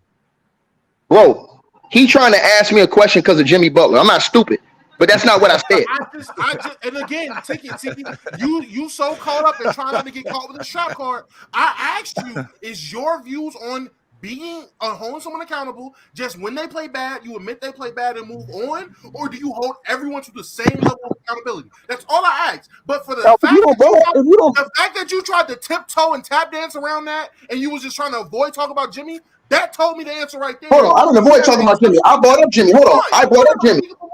I brought up Jimmy. Hold on, I brought up Jimmy. I said Jimmy played bad, and that Jimmy was a big reason why they lost the series. And again, that's why I asked: is your view on accountability? If a guy plays bad, you admit he plays bad and move on, or do you hold everybody to the same? Do you hold everyone accountable the same way? You're basically telling me your views on accountability is if he plays bad, I'm gonna say he's gonna play bad and move on, right? That's what you just said, right? Yeah, but I wasn't talking about that right now. No, you asked me a question. I wasn't even talking about that. I was just talking about Dame and him talking. Y'all talking about he ain't got enough help. I'm saying that's bullshit. My point wasn't with Dame. It was just something you said. Okay. My bad. You said you hold everybody accountable, and I remember how you were with Jimmy. But I can see with Jimmy, you might view holding someone accountable being if they play bad. I said they play bad. I said he played bad. I held him accountable. That's why I asked the question the way I asked it. I knew what the answer was going to be. So do you think? Hold on, Damo. Do you think he had enough help? Hold on. Do you think Dame Dollar had enough help that year to win the championship or to get to the final? Oh, I don't think I never thought Dame has ever had enough help. So when he was up 18 every game against the Warriors in the playoffs, every single game it was up 18 points. They were up 18 and 16 points. I watch every game. They was, sir. I got it. Hold on. I can put it on the screen, sir. Put it on the screen. They were up every game. Yes, he was. That's a fact. 16, they were up 18 every single game. Every game. I can put it up on the screen, bro. Every single game. And going into the fourth quarter, they got walked down and lost every single game the same way. I watched. I could not believe what I saw. Even if that's true, Ticket. So what it sounds to me like you're saying is Dame couldn't get it done. So because Dame couldn't get it done, are we overhyping Dame for being that guy? Is that your logic? Yes, I've been saying that. Based off what we've seen, yes. I've also been saying that. Yes, based off what we've seen, yes. Because I'm just saying he wasn't good enough to get it done, bro. It's just a fact, bro. And that's just the end of it. Because you clearly are good enough to get there. Even though I feel like and Tone and I have had this conversation more than once, more than twice, they got smoked in the Western Conference Championship. They weren't close to winning it. And anybody that knows basketball. But according to this logic right here, they were there. So because they were there, they did have a shot to win it. Dame just didn't get it done. So maybe Dame is just not that dude. I'm stepping in and shooting Dame a whole lot of bail. And I'm going to tell you why. Every championship team, or you can even say every team that's been to the championship, has had an adequate tool. Now, I don't know if Dame's that adequate tool, or I don't know if Dame's the one, but he hasn't had an adequate tool, and I don't want to hear no CJ McCollum riffraff about him being a tool. No. Hold on. I seen CJ carry Dame. I'll give you Allen Iverson. But he still had an elite defense. But I'm talking about as of recently. Dame has not had an adequate enough supporting cast. You have CJ carry Dame. Dame has not had an adequate tool. All right, so let's let's do this. Let's go down the last 20 years of championship teams. Hold on, Ron. And runner up, and let's compare CJ to everybody's number 2. And I guarantee you, everybody's number 2 will be better than CJ McCollum. And that's no knock to CJ McCollum. I like CJ. You're saying he's not better than these guys.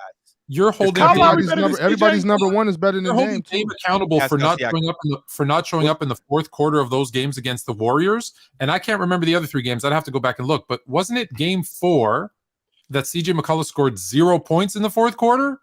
So where's Dame's help of that sweep? CJ McCollum scored 0 points. Why aren't you holding him accountable as not being adequate help?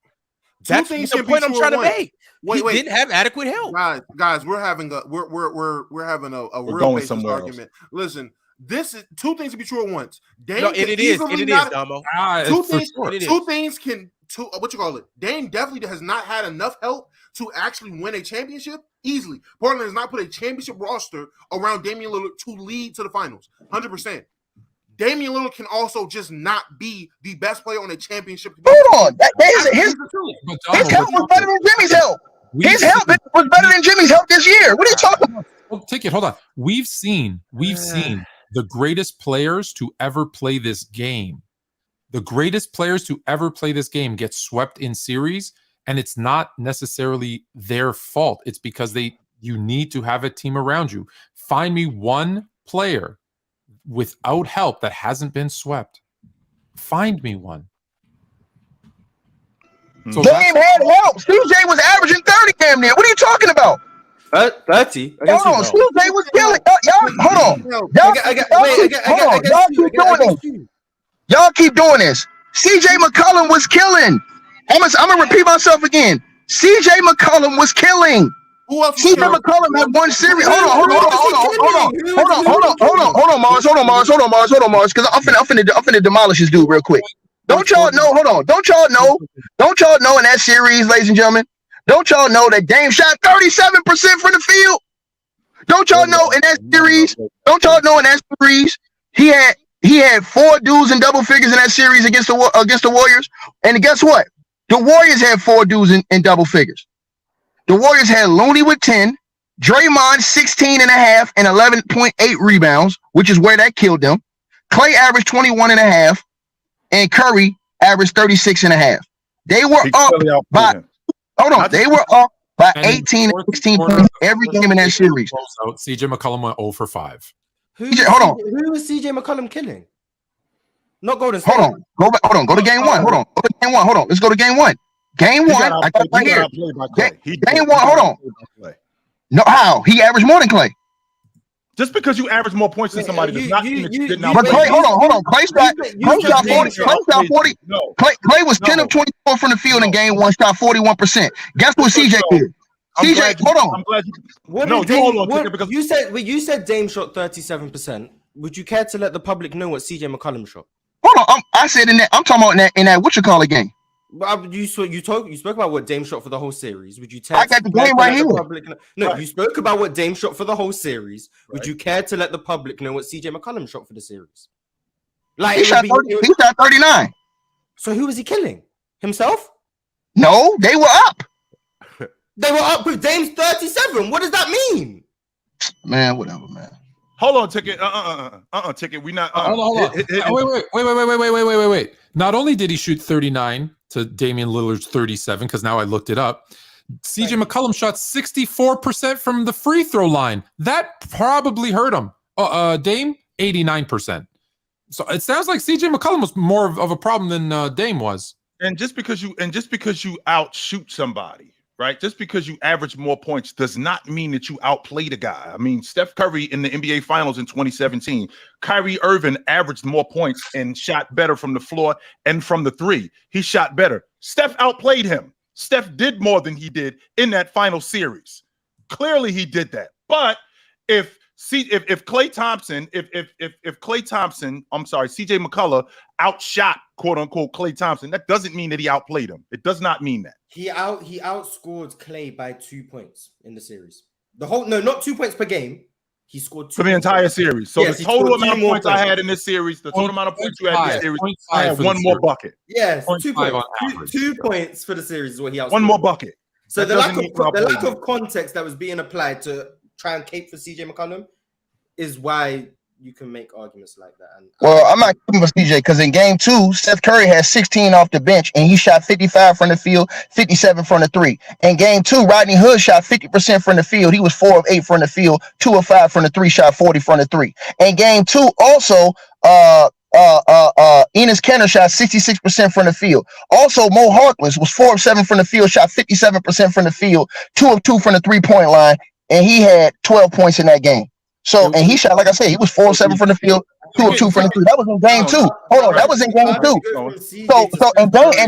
And Dame went 6 of 16 in game two, 37%. He went 6 of 16. Now CJ went 39%, but the role players, they were playing well. The role players played great. So we went from CJ killing to now the role. No. I'm saying the role players. No, I'm saying they're saying he didn't have a good enough team. I'm just saying the role players, they actually played great in that game. So I'm just saying that I think he had enough help. I think you guys think because they don't have stars, they don't have enough. A team don't have enough help. I disagree with that. Isn't that what you said about Jimmy? I don't know if I heard that. All right, fellas, we're going to go ahead and keep it pushing. I'm going to jump into these super chats, and we got a couple interesting things to do today. Teddy Hart said feasible, ?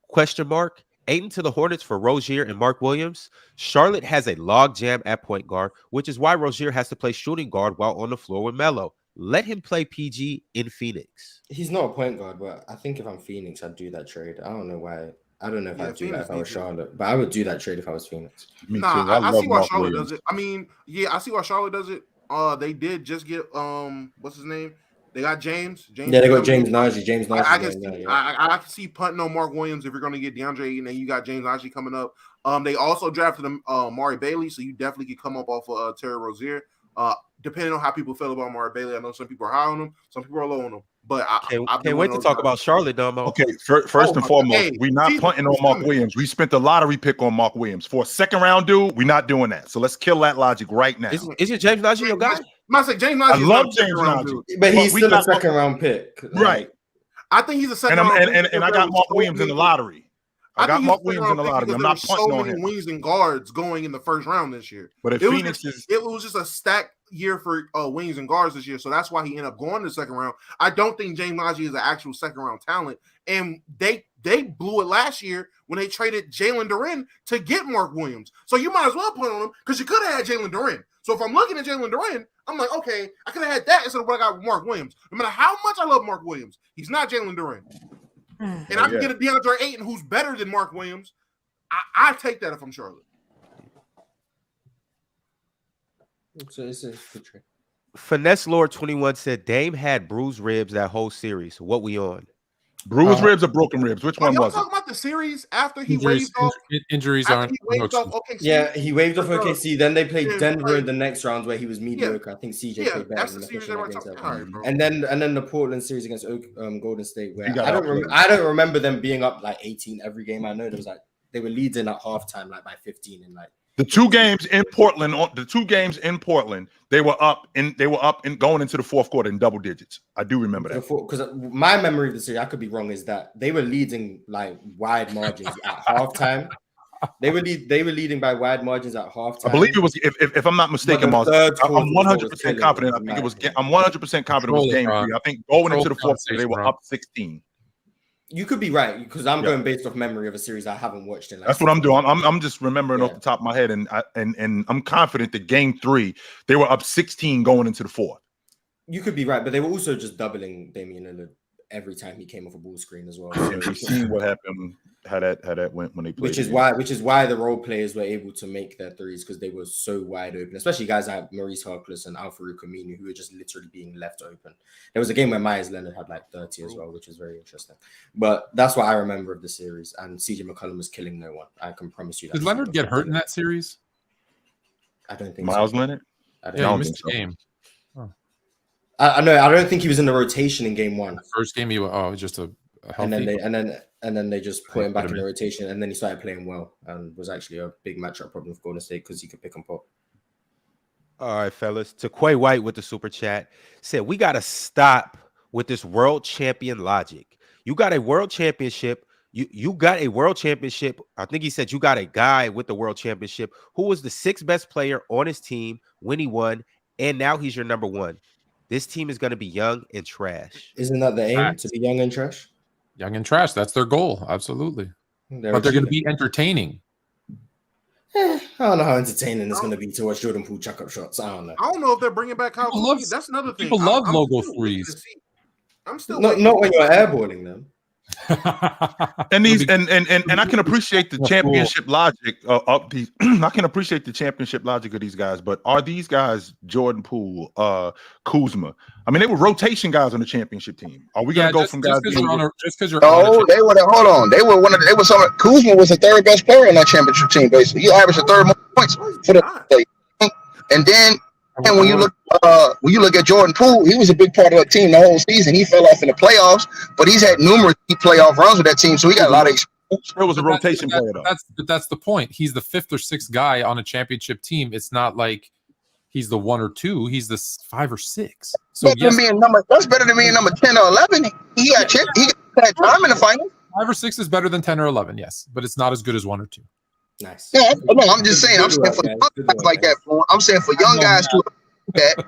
That's great for young guys to have achieved that and have tasted that, and to be young, good guys in the league that are very talented. I like that on the team going forward. But not a lot of teams have that. Young guys who played a lot of minutes on a championship team who are going to be premier players in the league going forward. I like that. Kyle Kuzma got outplayed by a 70-year-old Rondo. Why? I'm sorry. Why? Because he can't help himself. He can't.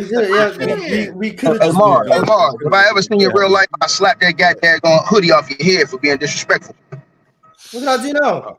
All right, let's move on. What did I do now?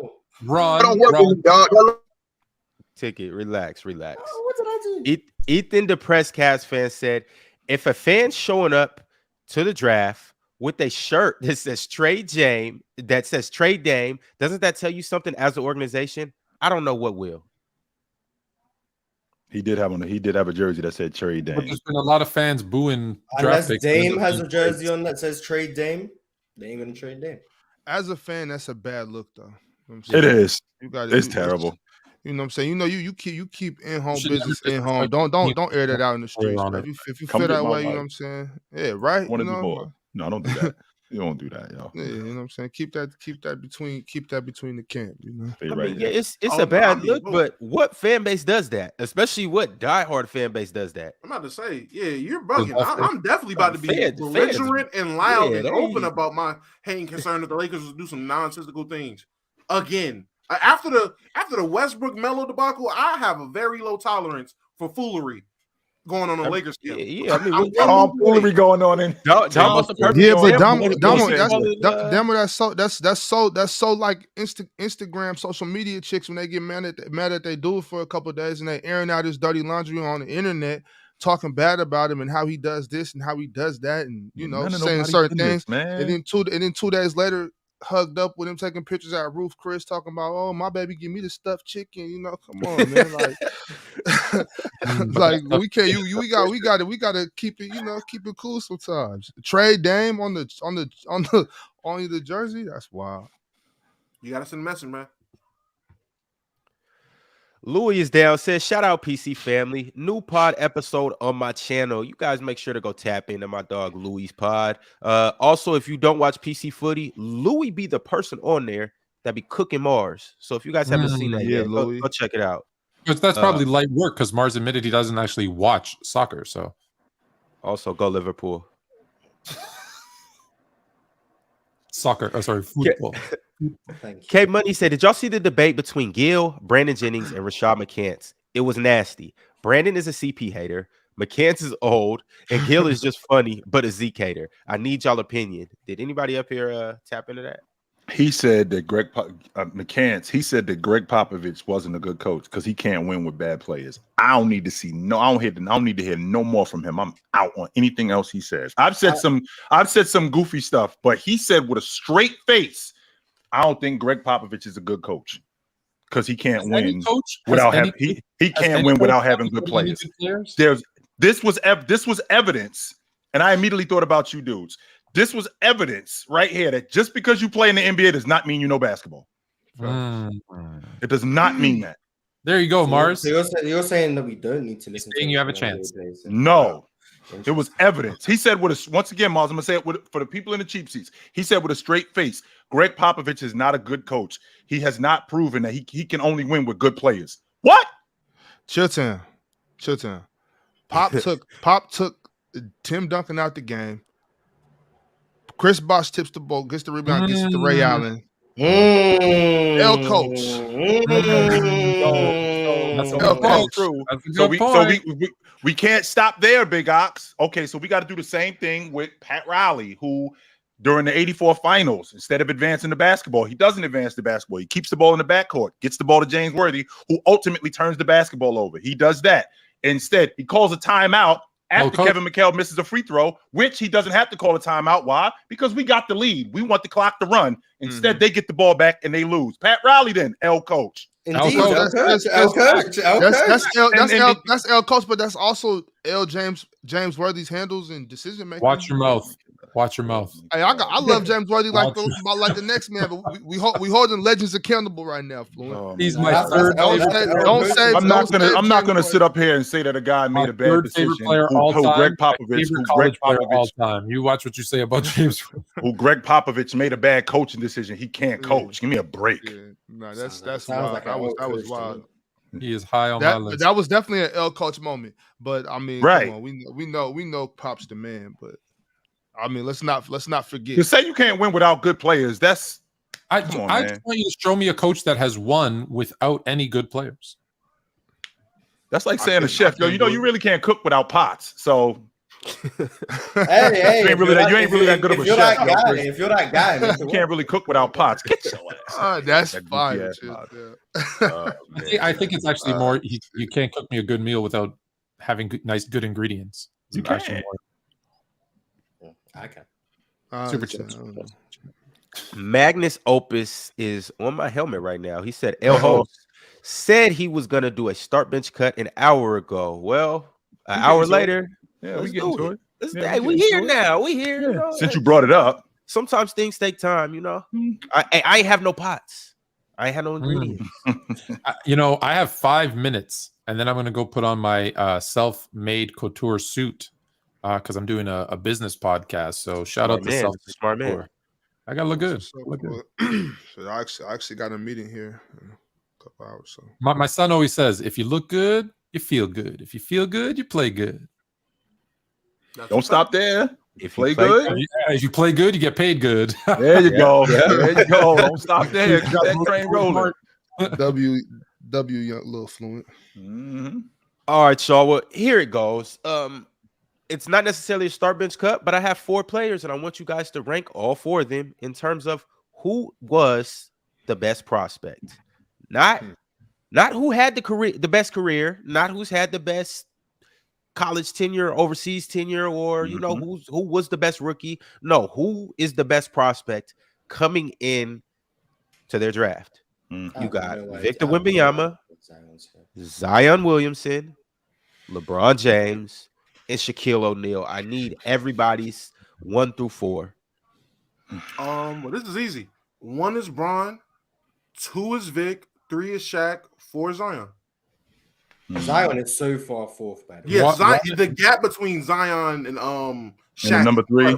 Yeah. One is Bron, 2 is Shaq, 3 is Zion, and 4 is Wemba bust. So you think wait, coming into the draft.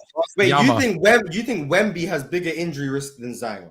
Not based on what we know now. Obviously, Zion's always injured, but coming in, you think Wemby's more of a lock to get? No, I told everybody Zion wasn't going to play, so that one was pretty easy. So then why you go Zion over Wemby? Or is that just? I like Zion. Okay, there we go. Fluid. Keep in mind. What's up? Talk to me. So is it just genuine who we think the best prospect is, or who had like the biggest hype coming into the draft? Who had the biggest hype? But now I'm about to. Okay, hype. So yeah. If that's what I'm saying. If it's hype, then yeah, my order stays. If it's actually who we thought the best prospect was, I will flip Vic and Shaq. So Shaq will be on 2. But if it's just hype, then yeah, Bron. If Vic, it's hype, flip Zion is 4th. Zion is 4th for sure. I think you got it right. I'm gonna go with that one. Yeah. Chill. James, Diesel, Vic, Zion. And I mean, the reason why it's hyped the way it is because of social media and more media outlets. I can definitely appreciate that.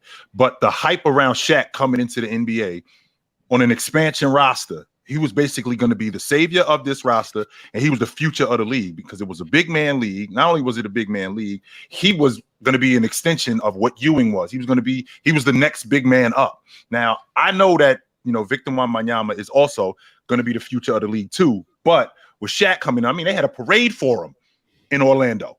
When he showed up they were waiting for him at the airport. They had a parade for him downtown. It was a big deal how big of a deal Shaq was coming into the Orlando Magic. Huge deal. And be honest, if social media was as big as it is now and everyone saw all those clips of him at LSU, he would have been a bigger deal than Vic coming out of college. He would have been a way bigger deal. Mars? Kareem should be here instead of Zion. Yes, definitely Jabbar should be here. Chamberlain too. There's recency bias with Zion, but whatever. Bron, Shaq, Wemby, Zion. Now, let me ask you a question. When you say Wemby and Zion, how far is the gap, Mars? Is it like this or is it a mile? In terms of hype? Yes. Zion is closer to Andrew Wiggins than he is to Wembanyama. It's there's a big gap. There's a gap. With hype, there's a gap. So I'm the only one that thinks Wemby has a horse in the race.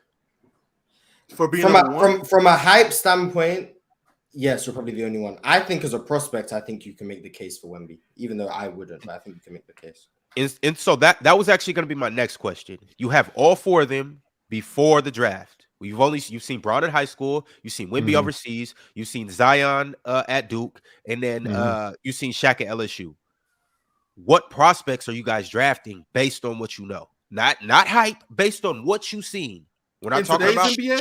Still, it's today's NBA. It's Shaq, Bron, Vic, Zion, Wemby. In the so basically in the NBA, so it's going to be a weird hypothetical, but imagine they're all in the same draft class, but they're all going to play in the league that they were drafted into. Does that make sense? Yeah, so I like that. So the style of play that Shaq plays in, he would be drafted into that type of NBA, and LeBron would be drafted into the NBA he was drafted into, and Wemby would be drafted into this NBA, but they're all in one class, basically. Okay. Yeah.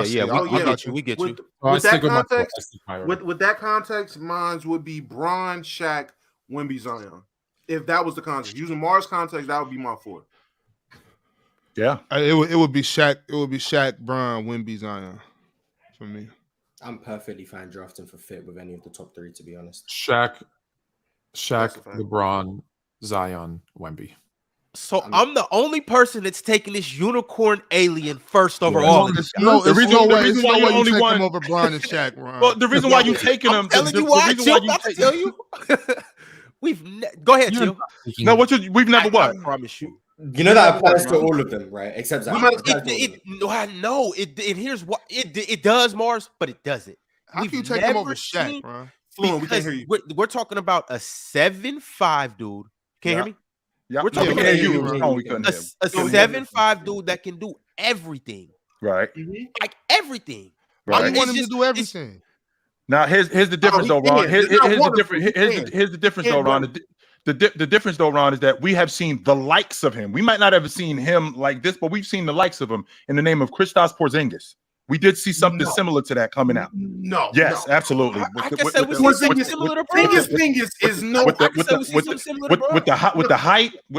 the height, his ability to shoot. We've seen the likes. I ain't saying that he's the same player, but we've seen the likes of that.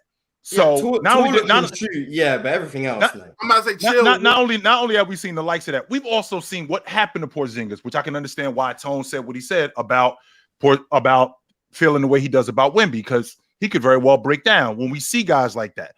When Shaq was coming out of college, the last thing that we seen something similar to that was Chamberlain and Jabbar. That was it.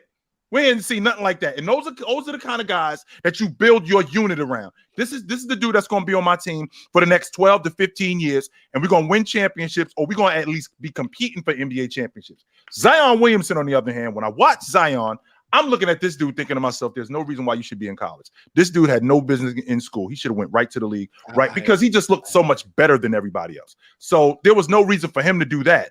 Now, James was a generational talent also. And I thought that he was going to be that right from the beginning. But Shaq coming out of college, oh my God. And you dudes know how I feel about the big man. So I may be a little bit biased when it comes to that part. I'm telling you now, what we've seen from all right, man, have a good day. What we seen from Porzingis that first year in New York is not even a fraction of what Vic actually is.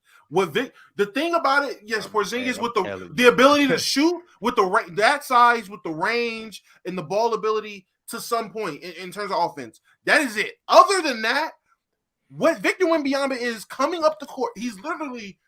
You can give him the responsibilities of a Jokic. The passing ain't there yet, but he is an underrated passer, in my opinion. I think his pass is something people don't really think about. Right.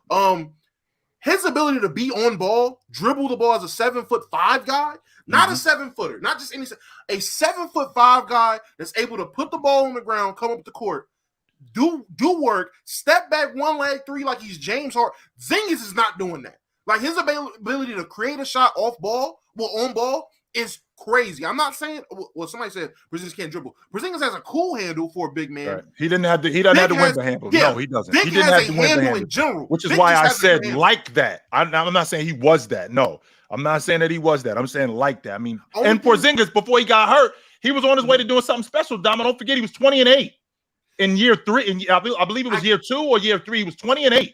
I'm not saying he was bad, but all I'm saying is in terms of a guy like Vic, the only thing we've seen, in my opinion, like Vic is Bo. And I think Bo is Vic light. That is diet Vic. And Bo is crazy. Super diet Vic. Hey, I'm talking about no sugar at all. Not sugar. Not low on sugar. No preservatives. No sugar. No additives. I'm talking about organic to the core. And go ahead, Mars. And also, go ahead, Mars. Go ahead. I want to say, if we did this draft where we're picking these people and you could guarantee the health of all the prospects, you just say they're going to remain healthy, I would take Wembanyama number 1. Oh, like if you gave me every prospect in NBA history and said there will be no injury concerns with anyone ever, who would you want with the number 1 pick? I'm taking Victor Wembanyama number 1, because I think the ceiling of a player like that is higher than anything that's ever existed in basketball. That might be crazy. I don't know. But in today's NBA, I saw when he got drafted, I think he's the 6th tallest person to ever play in the Six, NBA. yes, sir. Mm-hmm. So you have that with the skill set he has, the ability that he has to shoot, the ability that he's going to have defensively, which is where I think he's going to be at his best, especially in his first year. The ability he has as a post player, the ability he has around the rim. Plus, I agree with what Domo said about his playmaking. I don't think it's going to be all-time great or anything, but being able to see over the defense, being able to understand basketball, make the right decisions a lot of the time. I don't see a player with a higher ceiling than that. Now, do I think he's going to reach the ceiling? Probably not, because the ceiling is the greatest player to ever exist. I don't think he's going to reach that, but I'm willing to take the risk of drafting the guy with the highest ceiling of all time if you can guarantee me the health of him. So that's why I would take him number 1. I really hope he does stay healthy, just so that we can see, what comes up. Because I would hate for it to be he just got hurt. Yeah, I don't want it to be a what if. That's going to be so tragic. I want to see what happens, but it's going to take longer, I think, than expected on the offensive end. Because I just don't see him being able to get guys off him. Like, he's one of those players. He's so big, you got to, especially from the perimeter, you just got to stay up under him. So it's like until he gets strong enough to get guys off him, I don't think he's going to be too effective on the offensive end. He's going to get some buckets just based off size, but it's going to take a little longer.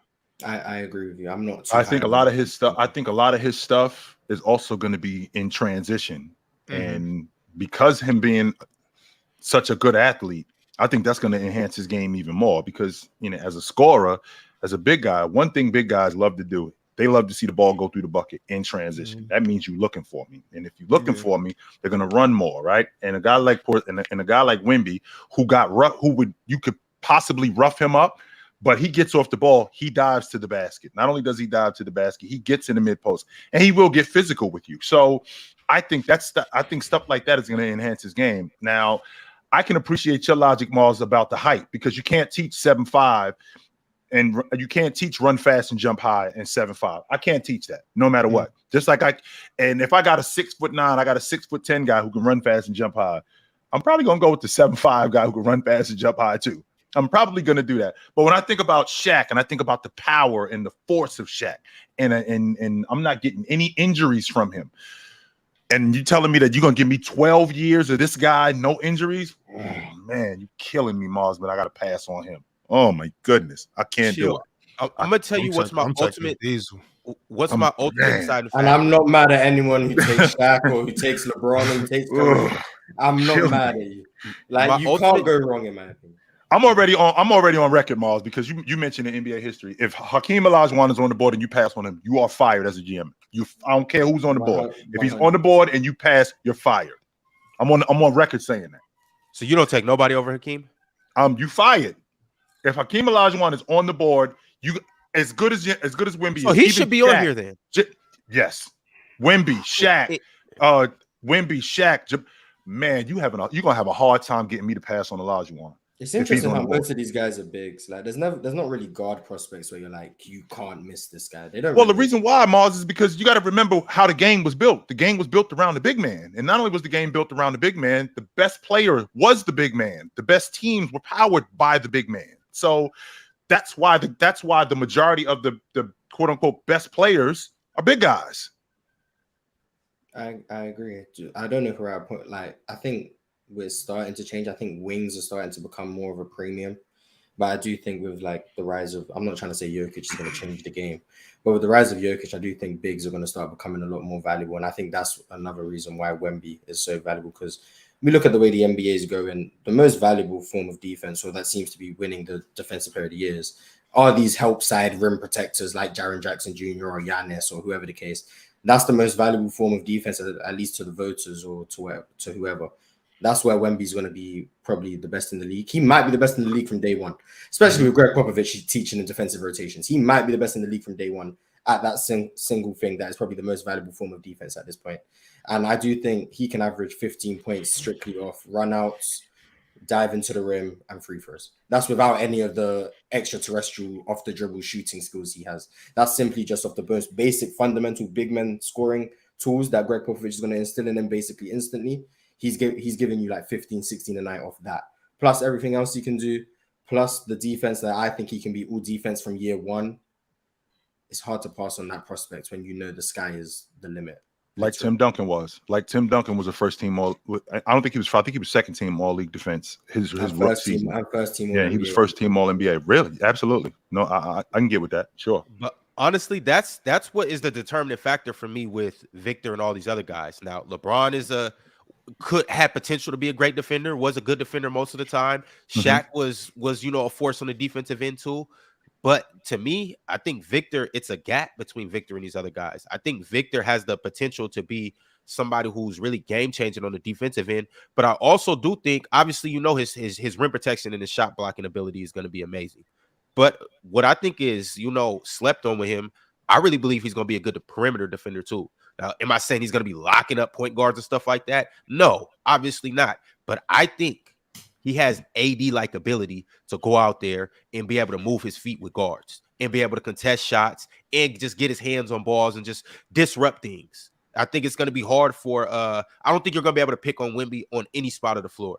So that, to me, that's where bare minimum, I know he's going to do that. And then offensively, it's just the sky's the limit. So you don't know what you're going to get. The wing position has been at a premium because how the game is today. The game is a lot faster. Even though the game was faster back 30, 40, 50 years ago, the game is a lot faster and they shoot further out. So the wings are premiums. But the difference now is that you got big guys like Joker. You got big guys like Embiid. You got big guys like Wemby shooting at that rate, which means that the big man is alive and well. Now, he ain't Shaq, right? He's not Olajuwon. He's not Kareem Abdul-Jabbar or Moses Malone, a guy that plays primarily on the box. But the big man is still alive and well. That's why I said that later on, I think that this is what the league is going to look like in the next 10 to 15 years. Man, you're going to have a bunch of 6'10" to 7'5", super nice with the peel, long ball shooting, jump shot shooting, rim running bigs all over the NBA. Now, is it going to be like 5-1? No, I don't think it's going to be that many. But the better players in the NBA, I think, are going to look like that. You basically just told me that you about to see the Orlando Magic and Oklahoma City Thunder in the finals in like 2029. I'm just saying, B. Orlando on the way. Hey, but just a little pushback to that though, Ron. My thing about Wemby is I see a lot of 5 foul games and a lot of foul outs. A lot of him fouling out in his future. I think he's gonna do a lot of fouling, trying to block a lot of shots. It could be that, but he seems to be quite. Sound like he's young though. Exactly. That's exactly what I was gonna say. Yeah. He's gonna grow. He's definitely gonna get older. Right. But that's what I was saying. I think these first couple seasons, maybe first 2-3 seasons, are gonna be a little rougher than we expect for him. I think he'll quicker study than you give him credit for, though, Big Ox. I do. I think he's gonna be getting bullied. He's gonna be getting bullied a lot. I think he's a quicker study than you give him credit for. And the reason why I feel like that is because Greg Popovich, what Mars talked about, Greg Popovich teaching weak side defense, weak side rim protection, stuff like that. That stuff is going to enhance his confidence to defend. So when he's rim protecting like that, when he's manning the paint like that on the weak side, well, what that does is that gives me more confidence to defend in other areas. Because if I can do this, then I can probably do this too. Right, but chill. There's also the fact that he doesn't have much help right now. There's very little backup for him right now. So it's just going to be a lot of him. I think him personally getting bullied a little bit. Right. But also he's not running with respect Jeremy Sohan. Respect Jeremy I will not. And what's that's the UK's fan. Notice Johnson and hey, matter of fact, more and more I think you're about to say playoffs for the San Antonio. No, I ain't gonna go that far. But I'm gonna say the Spurs they're gonna be very Magic like this year, where they're gonna upset a couple teams. You're gonna start thinking, all right. They're gonna upset a couple teams. I'm gonna be like, man, shit happens. I'm saying no, for sure. You're not gonna think through the roof, but what you're gonna do is start seeing like, okay, these guys got a solid core of 4 guys. Well, and Tyus Jones too. You could say 5, but I'm gonna say when you look at Victor Wembanyama, then you look at Keldon, then you look at Jeremy Sochan, then you look at Devin Vassell, you're gonna be like, yo, Pop got something to work with. Like in 2-3 years, guys ain't gonna be wanting to go down to San Antonio trying to mess with these dudes. Well, I think that and they drafted Leonard Miller last night. Y'all remember what I was saying about him yesterday? I thought he got traded to the T-Wolves. Did he? That's what I thought. Yeah. He might have. I thought they drafted him, and I was thinking the same thing. Like, yo, that was a steal. And he traded him to the T-Wolves. They did. I was shocked to see him go in the second round. I was too. Yo, but you know with a guy like that, with a guy like that, he's so big, he's so tall. You know, when you're attacking his chest, going to the rim, his arms are gonna come down. Like it's natural. His arms are coming down, and those are the fouls they call. So that's why I'm just looking at it that way. Like it's gonna be hard for him to be as effective on defense as we're saying, because guys are going straight into his chest. Yeah. So the National Player of the Year wasn't drafted, and Oscar Sweeby. Crazy. Timmy wasn't drafted from Gonzaga. Timmy, he was eligible, or I thought he stayed one more year. Yeah, well, I saw it last night. He wasn't drafted. Oh, damn. Sweeby wasn't drafted. I think the big kid from Purdue, he wasn't drafted either. Nope, was it? Damn. I mean, bigs like that. I mean, they're starting to get. I mean, Luka Garza got drafted 2 years ago. I think he's probably the last one like that who's really going to get drafted. And he was the best player in the Big Ten. He was Big Ten Player of the Year. If you're big like that but can't really move laterally and not really providing much outside low post scoring, I don't know if they're really looking at you the same as they would. They're not. And I think I said it already. This kid Oscar Sweeby, the fact that he didn't get drafted is a shock to me, and it's going to be some teams that are going to regret that, because I see Ben Wallace with offense when I see him. That's what I look at. That's what I look at when I see him. And some teams made a mistake passing on him. Oh, Zach Edey went back to school, is what the chat's saying. So he took. Oh, he was a kid from Purdue. He went back to school. Okay, he withdrew from the draft. All right, fellas. I do want to get into Mars's old team, the Golden State Warriors, and Chris Paul's fit on that team. Before I do, I got some super chats I want to go ahead and run down. I appreciate you guys for watching. I appreciate you guys for liking the video. Appreciate you for commenting, subscribing, and I appreciate you just for being here and tapping in with us. Darian Nelson said Dame did not have a solid 2 aside from Aldridge. CJ is no 2 or 3 right now. Is number 2 or 3 right now to Brandon Ingram and Zion, and still can't get it done. I mean, that's not his fault. They aren't healthy. Like, they haven't even had a chance to try and get it done as CJ is a number 3. So that's kind of disingenuous. Even though I don't think he can get it done, but he hasn't even had the chance. Right. Tough Bradley, living up to his name. He said, "Let Dame stay over there in Portland and rot away and be out the way." Damn, that's just mean. That's just mean, Brad. I respect it. That's just mean. T Wolf 2486 said, "As a Hawks fan, I wanted a center. What do you guys think of the Atlanta draft?" You guys keep taking guards, and it confuses me. I don't know what you need Kobe Buffkin for. I think Kobe Buffkin is very good. I just don't get what Atlanta needed him for. I don't know what they needed AJ Griffin for either last year, even though I think he's good as well. It's just Byron. It's just very weird to me that they keep taking these guards and small wings instead of taking. I'm not going to say what big, they actually but like need. Power forward. Yeah, they need some size on the roster. Like it's Onyeka Okongwu long term, and then you got I forgot that light skinned guy's name, Jalen Johnson, I think his name is something like that. That's it. Like get some bigs, please. But chat, in light of T Wolf 2486, I'm gonna go ahead and I'm gonna drop the link in the chat, and I'm gonna let a couple of you guys come up here and ask questions about your teams and their draft and what you think they should do in the offseason. So y'all stay tuned for that. We're gonna drop it in the chat. Sports PSB said, well, Ticket's not here. I'll wait for him to get back. But he said, Tickets, your thoughts on Brandon Miller saying Paul George the GOAT instead of Bron or MJ? His GOAT, not the GOAT. Yeah. Clicky Keys said the Mavericks had a great draft, fixed holes that they needed to fix. Finally got a center and a good defensive wing in OMP. OMP. Yep. They definitely needed to upgrade at the 5 spot. 100% they needed to upgrade at the 5 spot. I said it. I'm on record saying it that I don't think Powell is a starting center in the NBA, let alone a playoff team. So they definitely needed to upgrade at the 5 spot. I did like that. And I think that they need to still improve their wing defense because of what they had given up in the Kyrie Irving trade. That definitely crippled them. So they do need to improve their wing defense. Hey, how y'all feel about Oliver Maxime Prosper, OMP? I haven't seen too much of him to give a detailed analysis of how I think he'll do. I know he's a solid athlete, can play defense. The jump shot's coming along. ceiling wise, I think he projects to be a role player, which is what Dallas needed, the wing position. 3 and D, hopefully, if the 3-point shot can come down while being a good athlete. So I think he projects to be pretty good, but I don't know if he's ready right away to really give them valuable minutes at the wing. Maybe they can turn him into a better version of Dorian Finney-Smith, because that's what they need, actually. Because I watched him. I watched a couple of games at Marquette. He's one of the better athletes. He gets out on the wing. He's one of the better transition players, which would help them in Dallas because they like to play fast. Luka likes to get up and down the floor. Kyrie likes to get up and down the floor. So I think that's going to help them. He could very well be a better version of Dorian Finney-Smith if he defended, though. And maybe if they can turn him into that, he could be a benefit to them.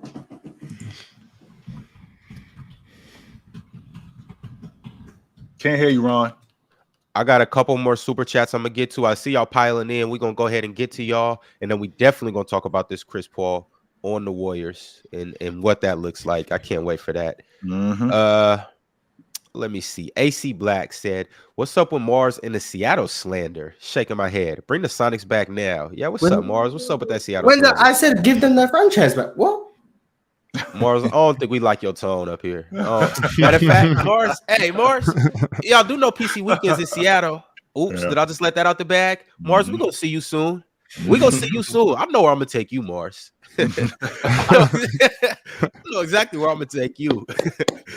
All right, so Drink More Water said, don't know too much of Andre Jackson Jr., but from what I've gathered so far, dude looks like a poor man's Ben Simmons that isn't afraid to shoot. That's horrible. There was a horrible pickup. That made no sense. The Bucks need shooting. They have Giannis. You get the guy in the draft who is a criminal when it comes to shooting the basketball. I heard, someone can fact check me on this, that his team was stopping him from doing shooting workouts because he was that bad at shooting. They said he would not be participating in shooting workouts. That would make his draft stock plummet. That's what they said he was doing. Okay. And that's who they went like. That doesn't make sense. That's who they take like that.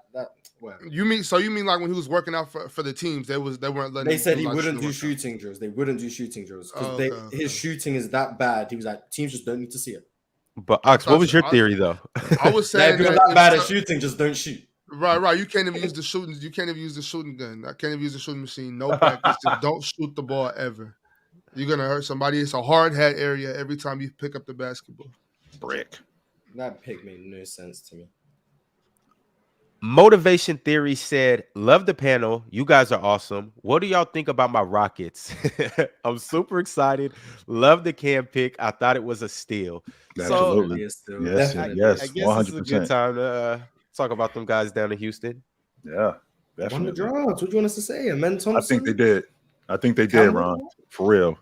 When I saw Cam drop that far in the draft, I was like, "There's no way the Rockets passing on him. No way." And I think he plays immediately. He's not one of them dudes that is going to come in and they're going to bring him on. I think he plays immediately. 100% he does. I think Ime Udoka coaching us. Cam Whitmore, tremendous athlete, has shown defensive potential. Amen Thompson, tremendous athlete, shown defensive potential. Jabari Smith was probably our best defender last year. Jalen Green, tremendous athlete, has shown glimpses of defense. Other than Alperen Sengun, I mean, there's potential there defensively. And how long is it going to take? How long is it going to take? I think I don't know what the timeline is. I'm hoping we can fight for the play-in, like just try and be competitive. Maybe not make it, but fight for it and just show that we're not going to be a 20-win team again. That's the aim for me. Do I think we'll do it? I hope. I don't know, but I think in the next 2 seasons, if we're not a playoff team, I'll be disappointed. So can Amen Thompson go from playing OTE straight to the NBA and help y'all compete for the play-in right now? That's the question. If the question marks about the competition are real, I think that level of athleticism and that feel for the game does translate. But I do think there will be a level of a learning curve. I don't think it will just be instantly he comes in and he's a great starting point guard. I don't think it'll be that. But I do think midway through the season, he'll start to figure things out and he'll start being more comfortable. And that's why I think the next season is when I expect us to be making a playoff push. This year is more optimism than just belief that it will actually happen. It's just I'm optimistic it could happen. The next year, I'm expecting it to happen. So I'm down. I'm down to move off of Kevin Porter. I'm gonna be honest with you, Mars. I'm down. I'm down to go with the kid. I've been down for very long to do I'd be lying if I said I wasn't, but I'm down to go with the kid. And Cam Whitmore had a scowl on his face. I could see it when he got drafted. And that he wasn't meant to go that low. He was not. Yeah, he thought Detroit was picking him up at 5, and he was 20. That scowl looked like you dudes are going to pay for this. You guys are going to pay for letting me drop this far. I'm going to show you, and I think this is going to work wonders for the Houston Rockets. 100%, I believe that. Especially with Amen as the coach, with the type of dude he is, I think he brings out the best in Cam. But I think he's going to gas him too, Ron. I think he's going to be the one to gas him. Like, all of these teams passed on you. They think you're stuck. Can definitely see that happening for sure. Mars, I got a question for you though. And before I do ask, I do want to say, like, you guys' athleticism is ridiculous. Like through the roof. It's no 1 through 3. I don't think in the NBA that's more athletic than you guys. When you go, if you go with Amen, Jalen Green, and then Cam, that's ridiculous. But I do want to ask you, do you think Cam starts over Tari Eason? As of today, do you think he starts, or do you think he's better than Tari Eason? At the 3, yeah, I think he's better than Tari Eason. I think Tari Eason should play the 4. Okay. And do I think Tari Eason is better than Jabari Smith? Maybe. Maybe. That sounds like a yes to me. That's what it sounds like. I think Tari Eason has a way to go just in terms of IQ and understanding the game. He seems to make quite a few terrible decisions. But I like the way he crashes the offensive glass. The jump shot was a bit better than I anticipated. He runs out in transition. He plays hard. I think Jabari Smith is better than him because I think Jabari Smith is a better shooter, despite I think he probably shot worse than him from 3. But I think he's a better, more willing shooter. I think defensively he's better. But I like Tari Eason's motor and I like the potential he has. So I like I don't want to say 1 through 7, but we have pieces on the bench who are still very good young prospects that I like a lot. Right. So I like it. But okay, so Mars, let's play a numbers game real quick. What's up? Talk no trying to play a numbers game is crazy. No basketball, but the numbers game. Bear with me. Numbers. We got no basketball. We got Cam. So okay. So the Rockets get Cam last night. They get him in. They got Jalen. They got Jabari last year. They got Sengun. Let's throw in Tari Eason. Kevin Porter Jr., I guess. And Kevin Porter. No, not Kevin Porter. They didn't draft Kevin. So those 6 right there, right? They got Josh Christopher in the draft too. Josh Christopher. Okay, that's who else I was thinking about. Josh Christopher. Okay, that's 7 guys. What's the chances of hitting on 7 guys? It's more likely that they hit on 2, 3 of them. And how likely is the 3 of them going to be Jalen Green, Cam, and Amen? One of those 3, more likely 2 of those 3 are not going to be who we think they're going to be. That's where management comes in, though. Go ahead, Mars. Yeah, well, first of all, it's about development. But I think it's pretty evident. I think Alperen Sengun is one that is going to hit. I think Sengun. That's right. Sengun. Yeah, I think it looks like he's going to hit. I believe Jalen Green is going to hit. Now, a lot of people believe he's just a shot chucker, but that's because they don't watch the game, so that's fine. I think Jalen Green is going to hit. I don't think Jabari Smith is going to hit. So that's one that I think I do actually. I'm right. I'm with Mars. I think 100% on that board. On that. When I heard he was good, when I heard Jabari Smith was with Mars or Chill, with Mars. Oh, okay. I know. When I heard Jabari Smith was going number 1, I was so happy because I thought that meant we was going to get Paolo. And I thought if we got Paolo, it was over. Oh, man, that would have been That's what I was praying for. Then he went number 1. I was like, oh, damn, you got Jabari Smith. Okay, great. But I don't think he's going to hit. Tari Eason, I don't think his ceiling is crazy high. I think he's going to, just be a role player, which is fine. I think teams need role players. So I guess him being a role player, I don't know if that counts as a hit or not. But if it does, I think he hits. Josh Christopher, I don't think he's going to hit. The 3-point shot is just so far away that I don't know where his role really is. He's not great defensively. He's just a shot creator who's not really great from behind the arc, which I don't think teams really need. So I think that's one we missed. I'm not too high on Ty Washington, even though he was a rookie last year. I don't think he's going to hit. I don't think he's going to hit, especially in Houston. I just don't think the opportunity's there. We have Kenyon Martin Jr. as well, which is another one. I think he's another role player. I think he can project to be a good role player, good athlete. The 3-point shot is another big swing factor for him. I think he's going to hit. And then you got Amen this year. I think he's going to hit, but that's because of the athletics. And I think Cam Whitman's going to hit. So I think we're going to have 4 players who are going to hit like high level plays: Sengun, Jalen Green, Amen, and Cam. And then I think we're going to have Tyrese and Kenyon Martin be good role players, and I think Jabari Smith will be Trevor Ariza. So that's extremely optimistic, Morrison. As a fan, I mean, I have to be optimistic. So I'm not mad at it. That's what I believe will happen. Who do you think, Ox? Sengun and Jalen. That's it. That's the only ones I'm willing to bet on. Expand the question, Myles. When you say hit, Big Ox, what are you talking about when you say hit? What are we asking for from these guys? I'm saying like what is Jabari Smith turn into? To be game changer level, like for them to go from where they are now to where they want to be as a franchise. Right. You know what I'm saying? Competing, a top 5, top 6 seed. Right. These kids got to be really good. So whatever level they have to be to get to that point in the next 2-3 seasons, that's what I mean by hit. I'm not going to say like, oh, well, look, Jalen's going to have to be to the point where him and Sengun are eventually battling for second team, third team All NBA. You know what I'm saying? Like they got to get that good.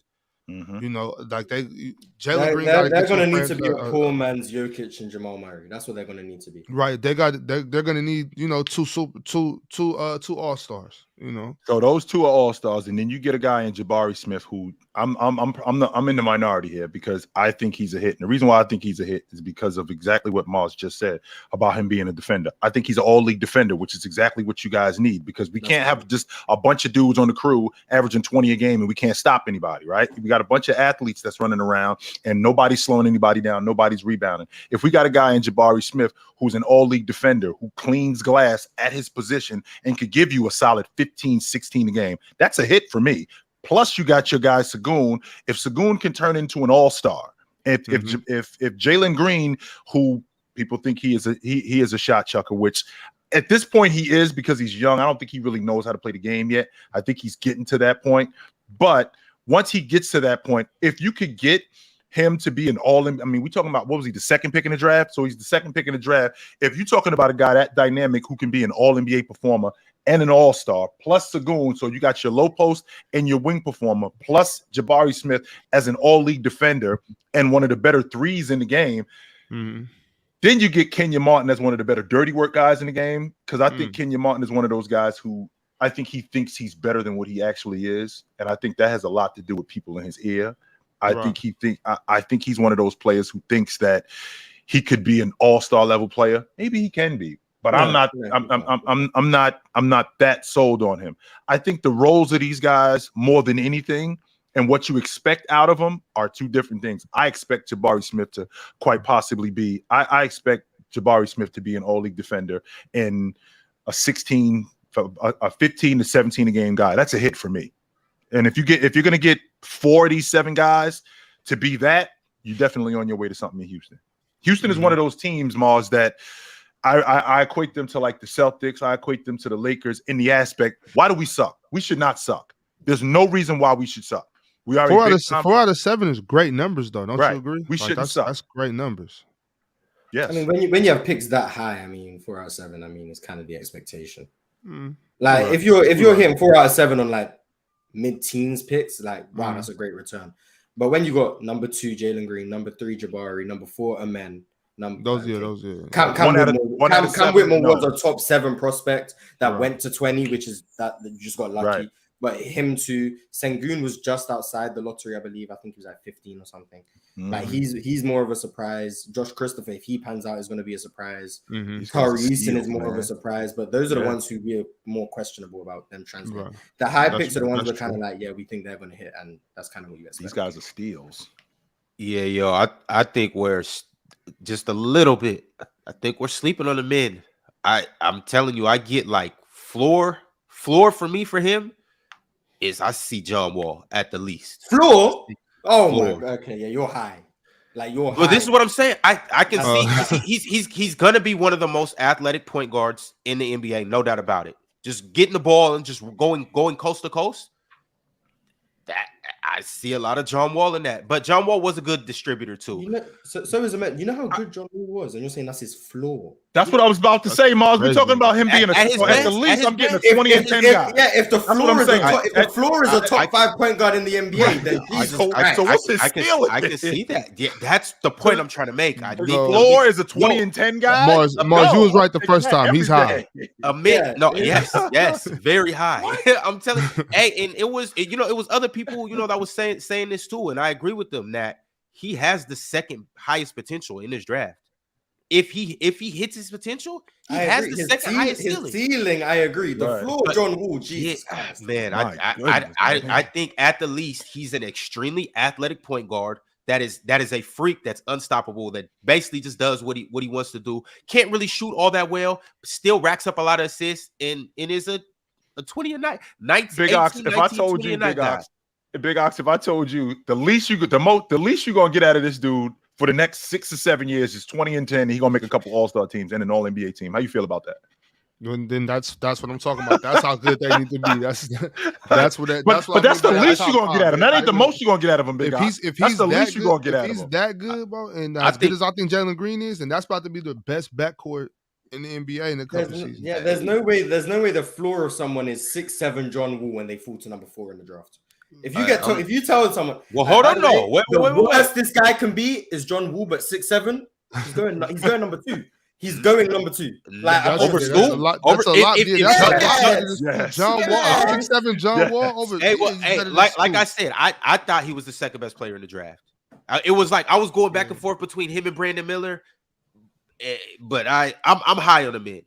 From what I see, over Brandon Miller, I agree. From what I see, bro. That the dude is ridiculous. Like that athletic, 6'7", right. That type of feel. That doesn't just come every day of the week. Right. But I'm gonna go ahead. I'm gonna get my man Rob up here. Rob, what's up, y'all? I'm back. Yeah. What's up? Talk to us. I want to ask y'all about how do y'all feel about the Lakers draft picks? I knew it was gonna be the Lakers. Jesus. Mm-hmm. Mm-hmm. You know it. You knew what it was going to be. I think they got Jalen Hood-Schifino because I don't think they want to pay Austin Reeves. So I think that's what Jalen Hood-Schifino is going to be. I don't know if that's a hot take or what, but I think Jalen Hood-Schifino is going to be the Austin Reeves replacement. Great out the pick and roll, tremendous poise, strong passer. Doesn't really wow you with athleticism. Just understands the game very well. He was a freshman as well, so he's younger than Austin Reeves, who's at 25, which people seem to just act like he's 20 when he's not.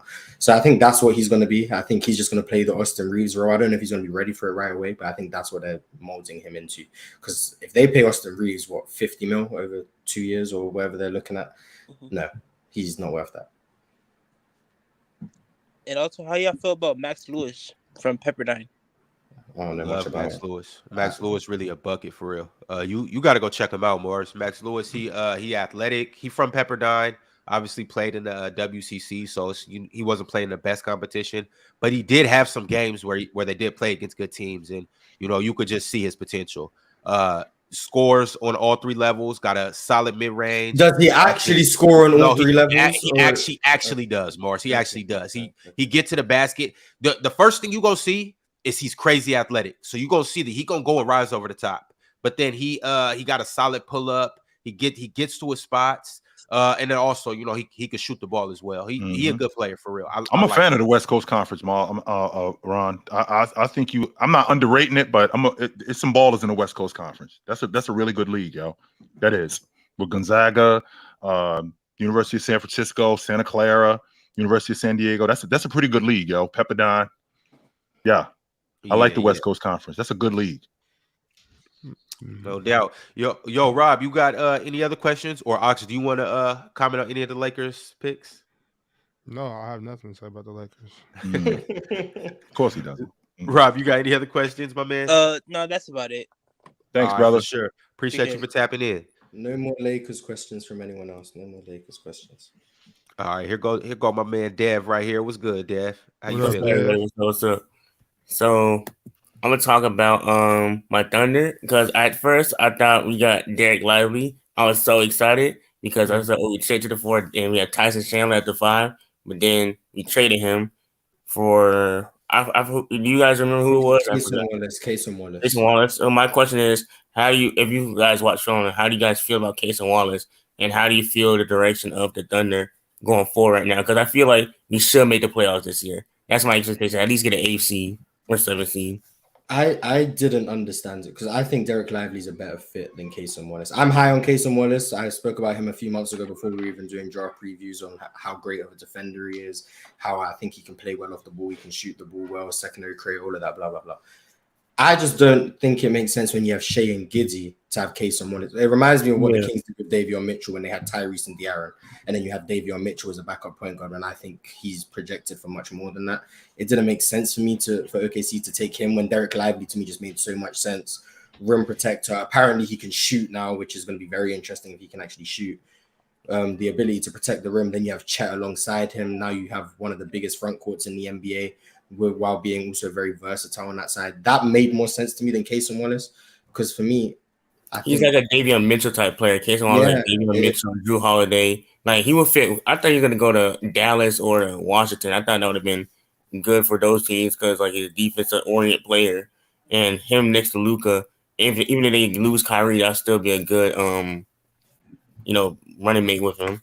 Yeah, that's what made more sense to me. I don't know why. I mean, they took on Davis Bertans' contract. I mean, that's what they do. They just take on money for people. But to me, it just didn't make sense to me. I don't know what Cason Wallace's role is going to be. But if they manage to make it work, then that's great because I'm very high on Cason Wallace's upside. I just don't know how it's going to work right now. Gotcha. And before I go, Big Ox, how you feel about Portland stealing your man Chris Murray from y'all? It was petty, bro. I was surprised when I saw that too, Big Ox. I was like, "Oh, Big Ox not gonna be happy about that." He is not. It's just some things it's just like you just don't do. It's just bad etiquette. That was bad draft etiquette. And I agree with the Keontae George. I wanted Atlanta to pick Cam Whitmore. I'm like, there's no way you have a top 5 prospect fall this far. I'm like, you just pick him up. I even though I like Kobe Buffkin. He's like a backup point guard, but I'm like, get Cam Whitmore. Him and Trae Young running the fast break would have been very nice to see, but tell me about it. Well, back to being mid Atlanta. I'm used to it. All right, my man. Appreciate you for coming up here, asking us some questions. We'll catch up with you soon. All right, Dev. All right, I got a couple super chats I want to read, and then we're gonna get the next person up here. John 92, I got you next. K Money said, "My bad, gang. I meant their top 5 PG debate also. I feel y'all, by the way. Watch every day. Looking for the panel application soon. LOL." He's talking about Gilbert Arenas and them's top 5 point guard debate. I think Kenyon Martin was there because I saw a clip on TikTok. I didn't watch it. They said Magic and Steph, obviously. Isaiah was said by like Brandon Jennings and Kenyon Martin, but I think Gilbert Arenas didn't agree. John Stockton was said by all of them, I think. And then the other one was Jason Kidd. I think Brandon Jennings said he had Jason Kidd at 3. Then Kenyon Martin was trying to push a line for Jason Kidd, and I think Gilbert Arenas wasn't really feeling it. And then they all said no with a quickness to Steve Nash as well. Like I was about to say, like, no. They said no instantly. I was like, damn, okay. Steve Nash was out. It's hard to find room for Steve Nash in your top 5. I just got such a difficult time with Steph Curry being a 1. That's why I don't have him as a lead guard. I put him in a different category. So like when you walk into a room and you got all the best players, and like Steph Curry, he's sitting at his own table because him, like Jerry West, James, they sitting at their own table because they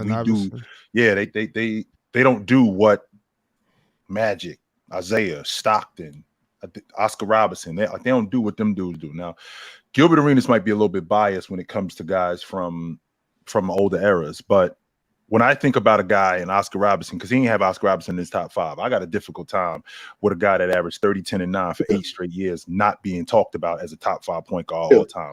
I'm good on that. Yeah, that's why I give. This why y'all can try and hold me back as much as y'all want, but this is why don't say y'all ticket. Name names. Don't say y'all. Oh, Ron and Mars. Okay, yeah. Y'all know what's up, but I'm gonna get right to Grill Town. This is why I exist. This is why I exist, right? This is why I exist. Messed up, Mars. You just said they don't possess what those other guys have.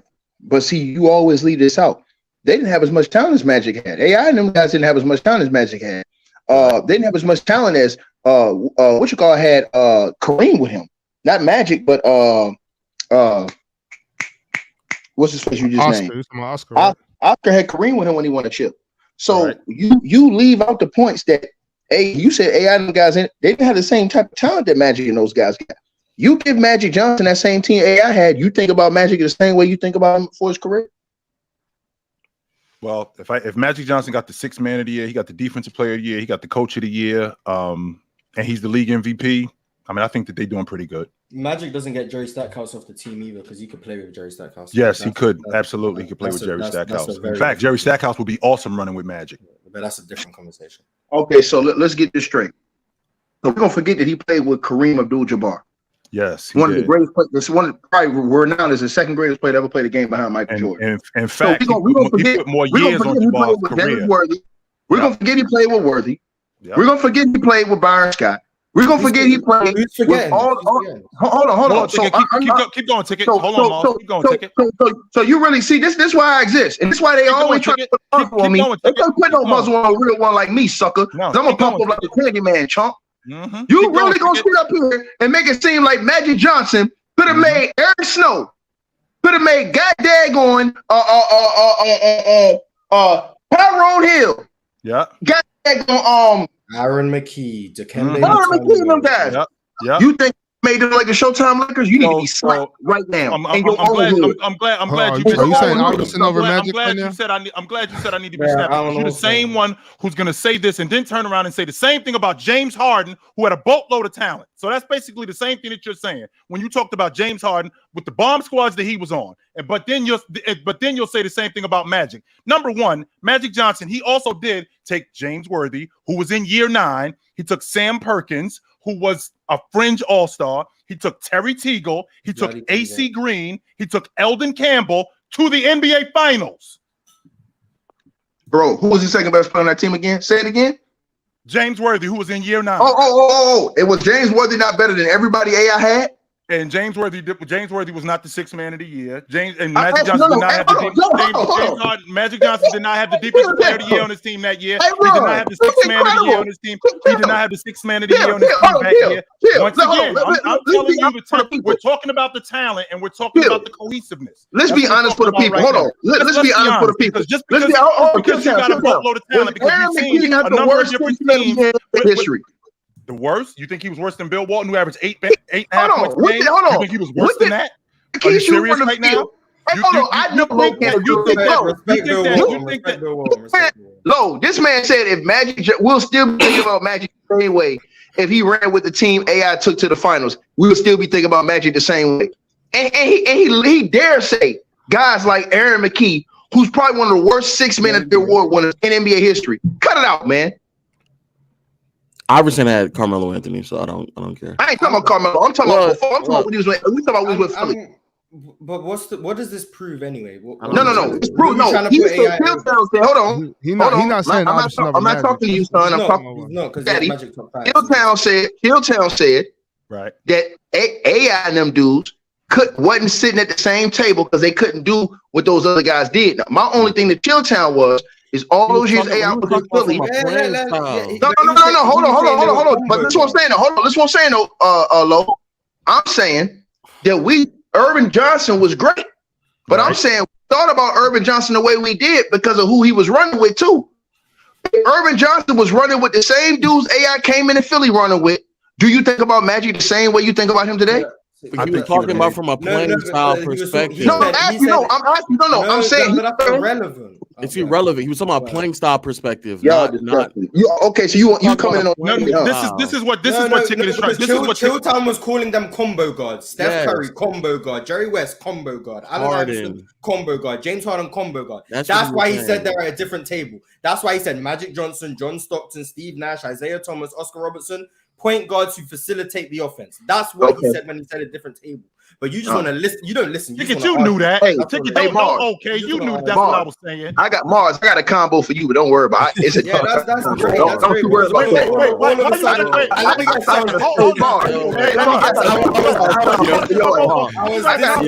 Everybody chill. I'm a superstar of that combo. I'm a superstar of that combo. Meanwhile, Big I's been asking you to sign a contract. How long now? What contract? Hold on. What contract? You ain't got a combo for him. on. Where's the contract? You got a combo for Mars. Hold on.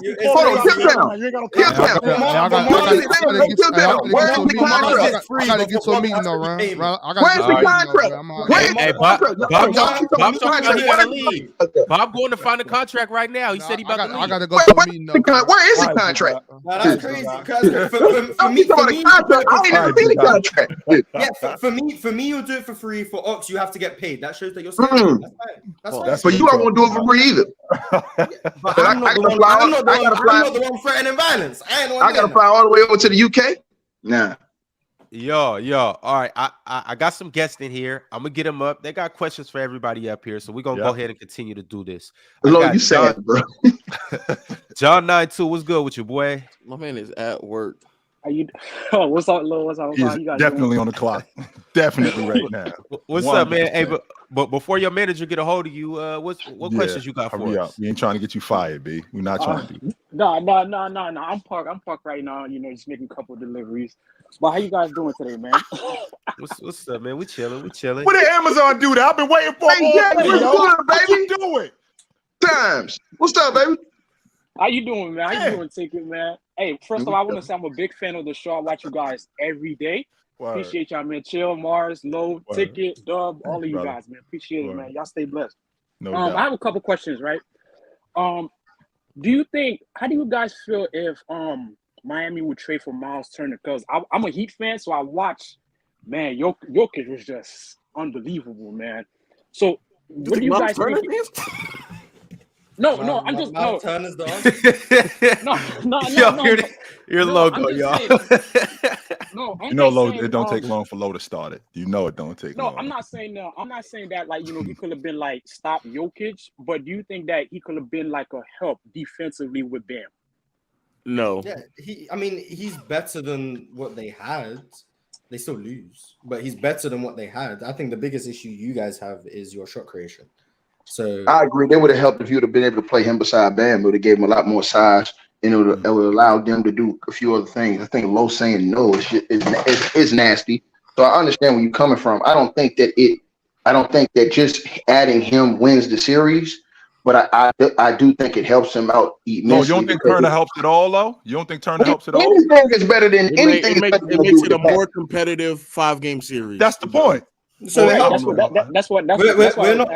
don't think Myles Turner puts them over the top. I don't think we're saying Myles Turner puts them over the top. That's a more competitive. It improves the team, but not enough to where they win a championship. A more competitive 5-game series for sure. Now, if you got Dame and Myles Turner, Dame makes it a more competitive 6-game series, but Nuggets still win. Okay, buddy. In fact, I have 2 more questions for you guys. What do you guys think? What can Miami do to trade? Like, what pieces do you think Miami could trade to get Dame? I think it's crazy that we talking about what else can they do. Yo, y'all was in the NBA championship twice in the last 4 years. Y'all obviously ain't that far away. Why do we have to make a splash? Yes, they are. What? Why do we have to make a splash? They're far away. No, they're not. No, they're clearly not that far away. No, they're not. They ran up on. So you thought the Sixers were close to? You thought the Nets were close to? Get him low. That's not consistent with what he said the other day. I told him that LeBron and the Cavs. Low. I told him LeBron and the Cavs was in the finals, and he said, "Nah, that ain't close." But now he's saying Miami's close.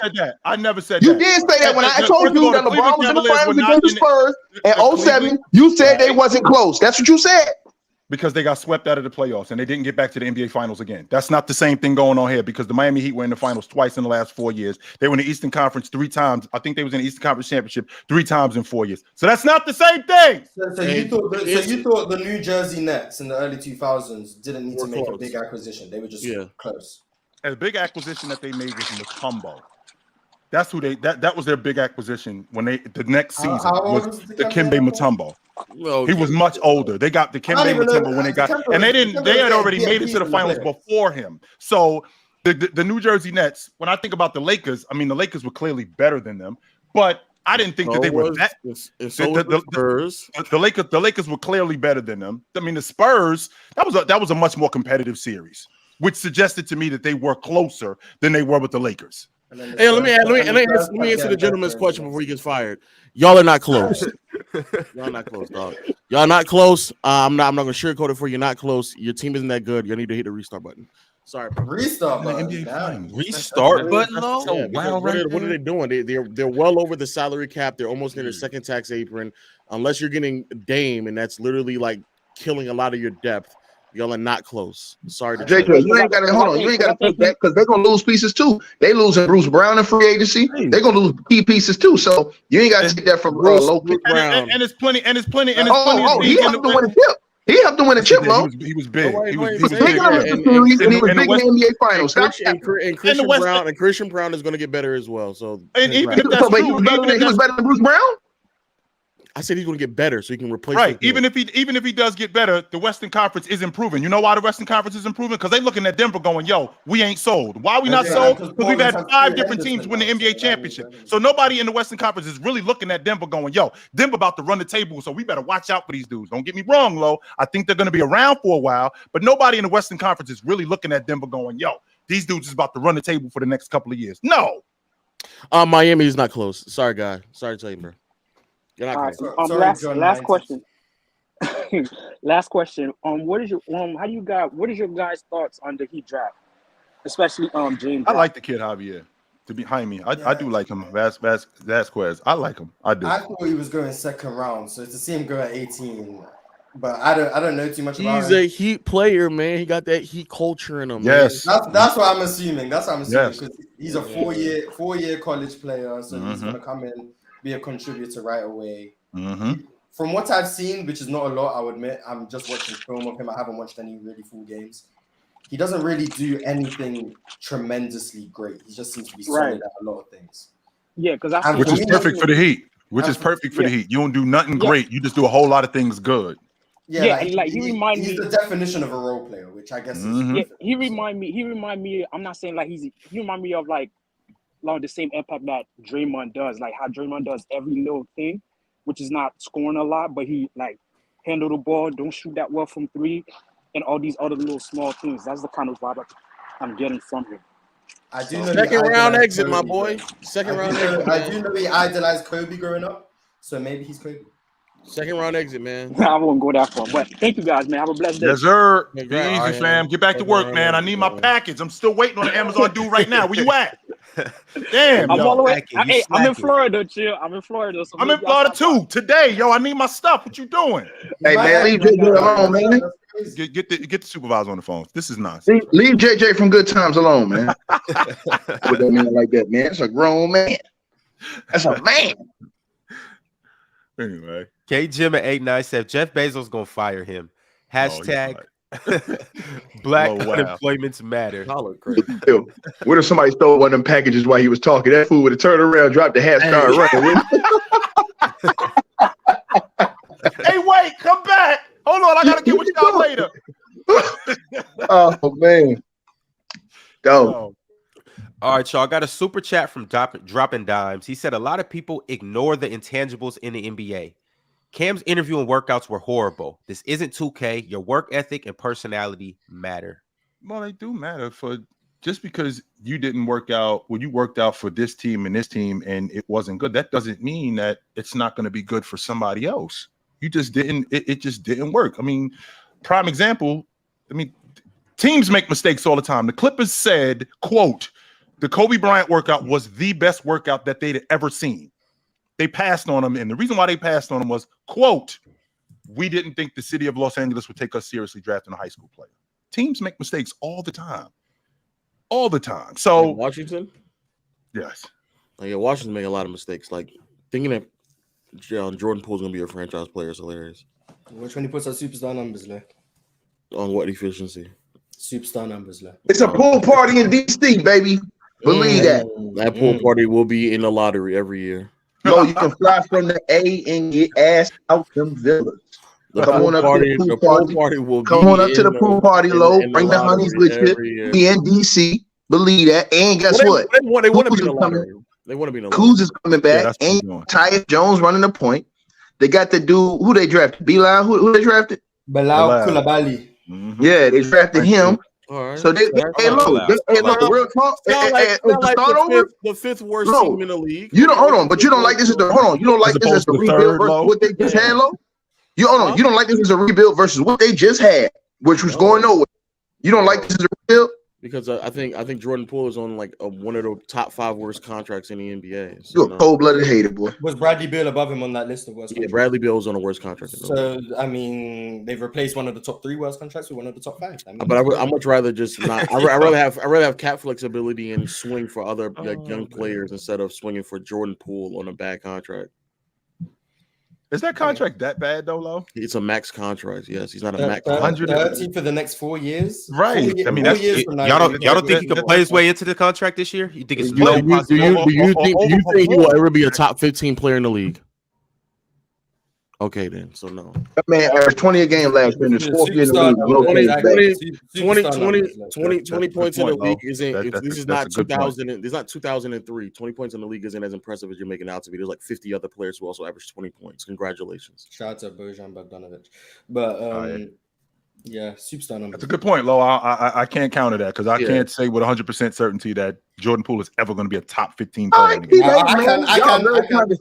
can say with 100% certainty that he'll never will. He's getting paid like literally like $5 million less than like Jason Tatum and them. Like he's not of that caliber. No, he isn't. Hey guys, how y'all doing?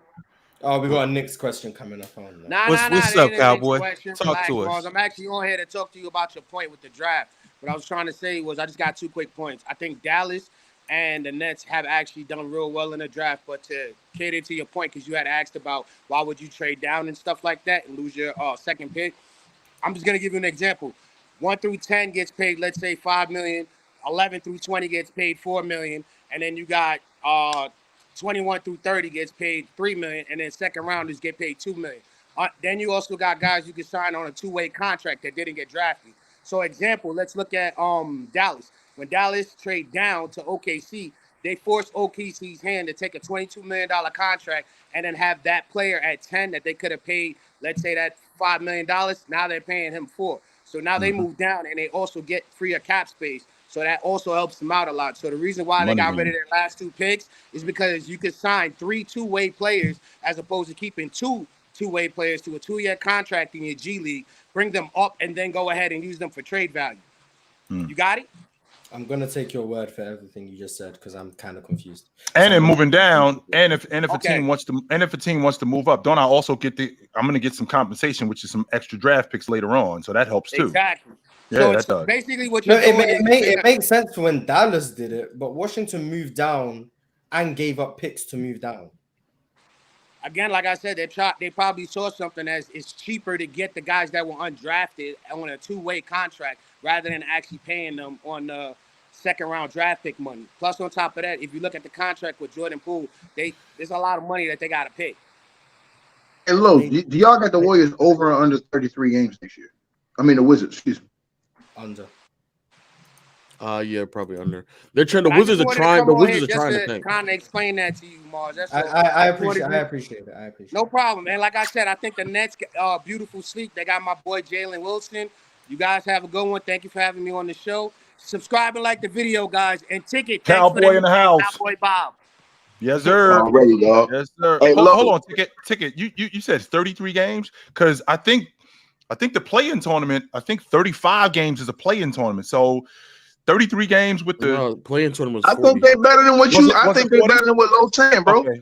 So you don't. If they re-sign Kuz, if they re-sign Kuz, I think they're better than what Lowe's saying. They're not doing that though. I don't think they're trying to. I think they're re-sign Kuz.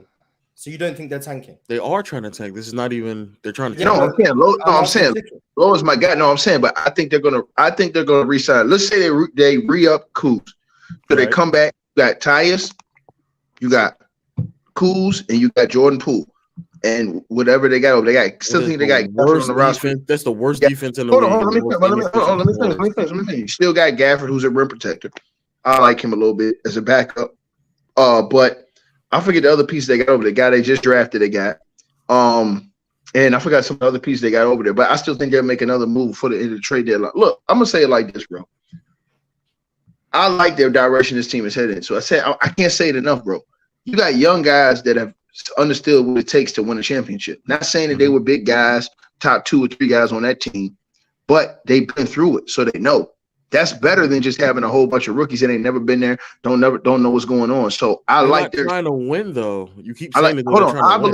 I believe they are, but I believe they're building a foundation. Okay. Hold on. But I'm saying I believe they're building a foundation for that with these guys. And I think that with this, they may have a bad season coming up and get a great draft pick, but I think they'll be trying to head in the direction of what OKC is doing by building through the draft. And then, as well as, so now they've made moves that have helped them get them young talent. But now I think they also want I think they want to build through the draft. And I think they got a 3 or 4 year plan to where they feel like they're a legitimate playoff contender, a playoff team, in 4 years, 3 to 4 years. Just like OKC, I think OKC going into this season should be a legitimate playoff contender. Team.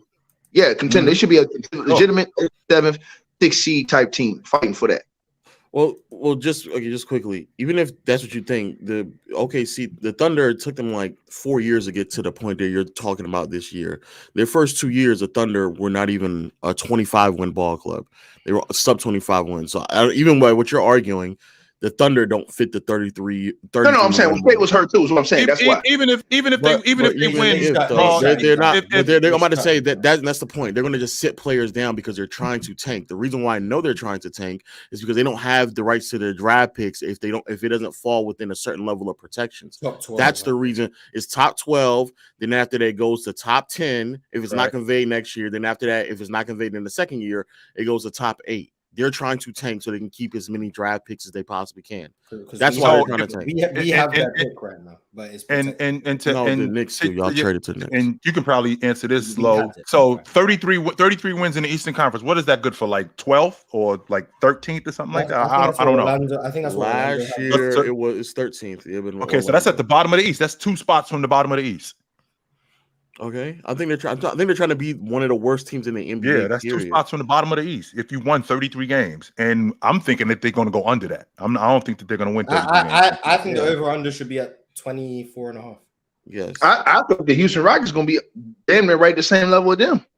That's fine. I think Washington is if Washington ain't the worst team in the East next year, I think that they're right there with Charlotte. No.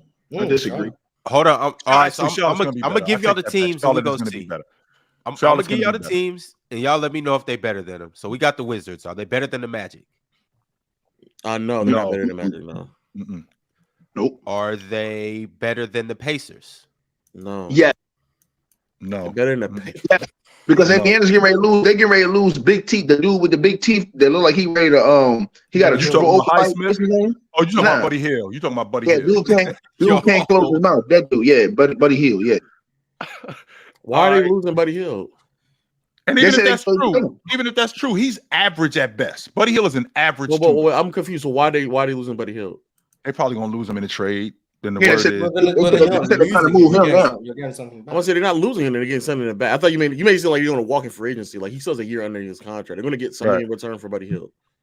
Yeah, but I still don't think. Okay, let's say they go to the same team. I don't think they're better than Wizards. I don't think they're that good, bro. Indiana. I think it's a middle right now. Anyway, go. What was that? All right. The Detroit Pistons. Nope, they better than them. Let's keep going. Detroit is a team that I question because I don't know what Cade is going to look like when he's healthy. So. Yeah, I'm fine saying the Wizards are better than Detroit. The Chicago Bulls. No, Chicago's better. They're I think Chicago's going to blow it up. Well, I hope they are. They're going to be better. Chicago's going to be a little bit better than them just because they got more talent. They shouldn't have more talent. They need to blow it up. But if they do, then yeah, Chicago as well. Okay. The Toronto Raptors. That's another team another team that needs to go be trash. The Raptors are gonna be trash this year, bro. You've been saying that. What's your logic on the Raptors being garbage? They're gonna lose Fred VanVleet, and not only they're gonna lose Fred VanVleet, they got that new head coach, and I don't trust in the guys they got now with that new head coach. I don't trust in them right now, bro. They're being ran bad. They got a whole lot of problems in their front office. They don't know what they want to do with players. One day they want to trade OG. The next day he untouchable. Bro, it's a clown show going on over there, bro. Yeah, if they lose Siakam, which he's already stated that he's looking at the idea of leaving anyway after the next season. So yeah, it kind of depends on what they get for Siakam. I still think they'll be better than I think he starts the season on the roster though. I don't think. What this boy hate Jordan Poole? Hey, you sad, Lo? You and Mars are disgusting, bro. What is it? Why does my name keep getting said? What is there to like about Jordan Poole? I ain't even doing nothing. What is there to like about Jordan Poole? I'm wait. Hold on. The baddies will be courtside, sucker. Just wait for it. Wait for it. Just wait for it. Wait for it. I don't know why so many people are high on Jordan Poole. Hey, at least he's gonna be able to play comfortable. He ain't got to worry about Draymond knocking the goddamn that might be a bad thing. That might actually be a bad thing. The more if he's comfortable, he could run around, do shot chuck, whatever he wants to. No, that might be a bad thing. I think his game. You're gonna see a lot in this game, bro. I think so. Yeah, I'm gonna see a lot of missed shots. What else? Who else you got, Ron? And last but not least, well, I got two teams. One team, it's probably shouldn't mention them, but I'm going to anyways. Then I got one more team. I got the Brooklyn Nets. They better than them. They are not. They better than them. Yeah, Ron. Yes, Ron. No. Keep going, Ron. Whoa. You guys are sleeping on Ben. No. Hold on. They're a playoff team last year because of KD and them early in the season. Okay. If it was them fools, remember, their ass would have been out of the playoffs if that same team they had at the end of the whole season. Cut it out, Chilltown. You can't beat me. Wait for Ben Simmons' comeback season. KD left the team in second place. They fell all the way to 6th and almost out of the playoffs, bro. Cut it out. They still made the point. They fell to 6th. They didn't fall out the playoffs. Hold on, right? But they was a game from Miami. So cut this out, bro. A game from the play-in tournament, which is no, I'm saying, right. No, they were right. But Miami was the last place in the play-in. They were a game from Miami, right? I think okay, my bad. I think they were a game or two below 500. Right, y'all some haters, bro. They not better than Brooklyn is not better than them dudes, bro. But being a game or two below 500 is still noticeably better than what Washington is going to be. No, but I'm saying low. You really hold on. Let's be honest. You really think Brooklyn with off of defense alone, I think they're going to be better. They'll have Nick. Y'all disgusting, Lo. You're disgusting, Lo. Royce, DFS. They're going to have good defense. Ben Simmons. If Ben Simmons come back. Ben Simmons? Man, he said Ben Simmons. Wait for the Ben Simmons comeback season. So you buying Ben Simmons stock when it's low, Morris? Yeah, I'm buying all the Ben Simmons stock. Ben Simmons comeback season. Ben Simmons comeback. You know they gonna lose now, dog. You said Ben Simmons, man. Hey, y'all see Lonzo's already ruled out for the season? Yeah, that's sad. He might not never play again. But look, check this out. Now, I'm going to put this out there. Since he said Ben Simmons, that's a deal that Portland could do to try to sneak and get a guy who's talented and try to see if he has anything left. And they can get him for cheap right now. Like, I'm talking about in a deal. They can get him and not have to give up so much to get him. He's at his lowest point right now. If I was a team, I would try for Ben Simmons right now. You have to give up a lot. You have to give up a lot because he's making like $36 million. Yeah, that's no. I'm saying last year was the first year of that deal, by the way. But he's going to be worth that $36 million. How much he's making this year, Lo? Like $36 million. I think $38 million this year, and it goes up. So if you're them, hold on. You can do that like this. I can do Anthony Simons deal along with the big fella. If I gotta move off of Anthony Simons, you giving up a lot. That's you giving up a lot. That's you giving up a lot if you give up Simons for him. No, but I'm getting a guy who can push the ball, rebound, and defend. He's an all-league defender. He can push the ball, rebound, and listen. Before Ben Simmons had that situation going on in Philly, we did think he was a Hall of Fame. I mean, not Hall of Fame. He was an All-Star and an all-league and an all-NBA performer, an all-league defender. Right. So that was before that. My thing is that Chilltown, if he gets a start where they say, "Look, we gonna put the ball in your hands again. We're gonna let you run it. Right. I'll put you beside Dame." Hey, look, I'm gonna tell you the truth. I don't hate him, Dame, and Jeremy Grant over there. So you do believe in the Ben Simmons comeback? You just laughed at me.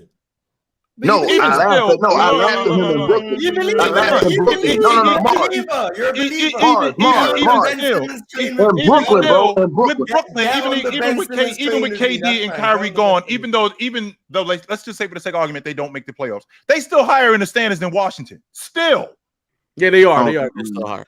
They are still higher in the standings than Washington. But what you think? Hold on. But let me ask y'all. Do y'all think he'll have a do y'all think Ben Simmons will have a bounce? Do y'all think he's gonna have a bounce back season this year? Yes. That's just a Mars thing. I don't know. I do. No, I do. I agree with Mars. I think he's gonna have like. I do think he's gonna be all right. Well, I guess technically speaking, it's going to be bounced back. I'm going to say technically speaking, it will be bounced back. That was the next question that I was going to ask Mars, because Mars is kind of warming me up to buying some of this Ben Simmons stock. Well, what kind of return am I getting there? You ain't seen the workout videos. See, you had me for a second, Mars. Okay, I'm out now because nope, I'm out. Let me get my money and let me go because I've been down this road before. I seen Ben Simmons hitting threes and workouts in the summer. He's not hitting threes. He's hitting mid-range jump shots. That means right here we go. So let me grab my wallet and let me grab my briefcase. Mars, thank you very much, sir. I appreciate it. Thank you very much. This is what I think. I'm gonna be honest. This is what I think Ben Simmons needs, though. I think he does need a team where. I think it was detrimental to him playing with guys like Kyrie and KD and those guys. I don't think it's good for him playing with superstars like that at his own crew. The ball.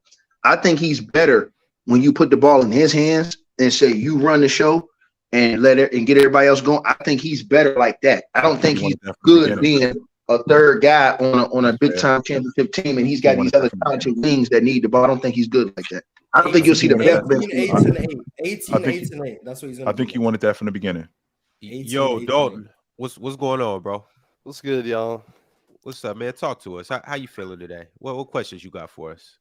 Well, even though I'm a little disappointed in the Celtics draft last night. I knew this guy was a Boston fan.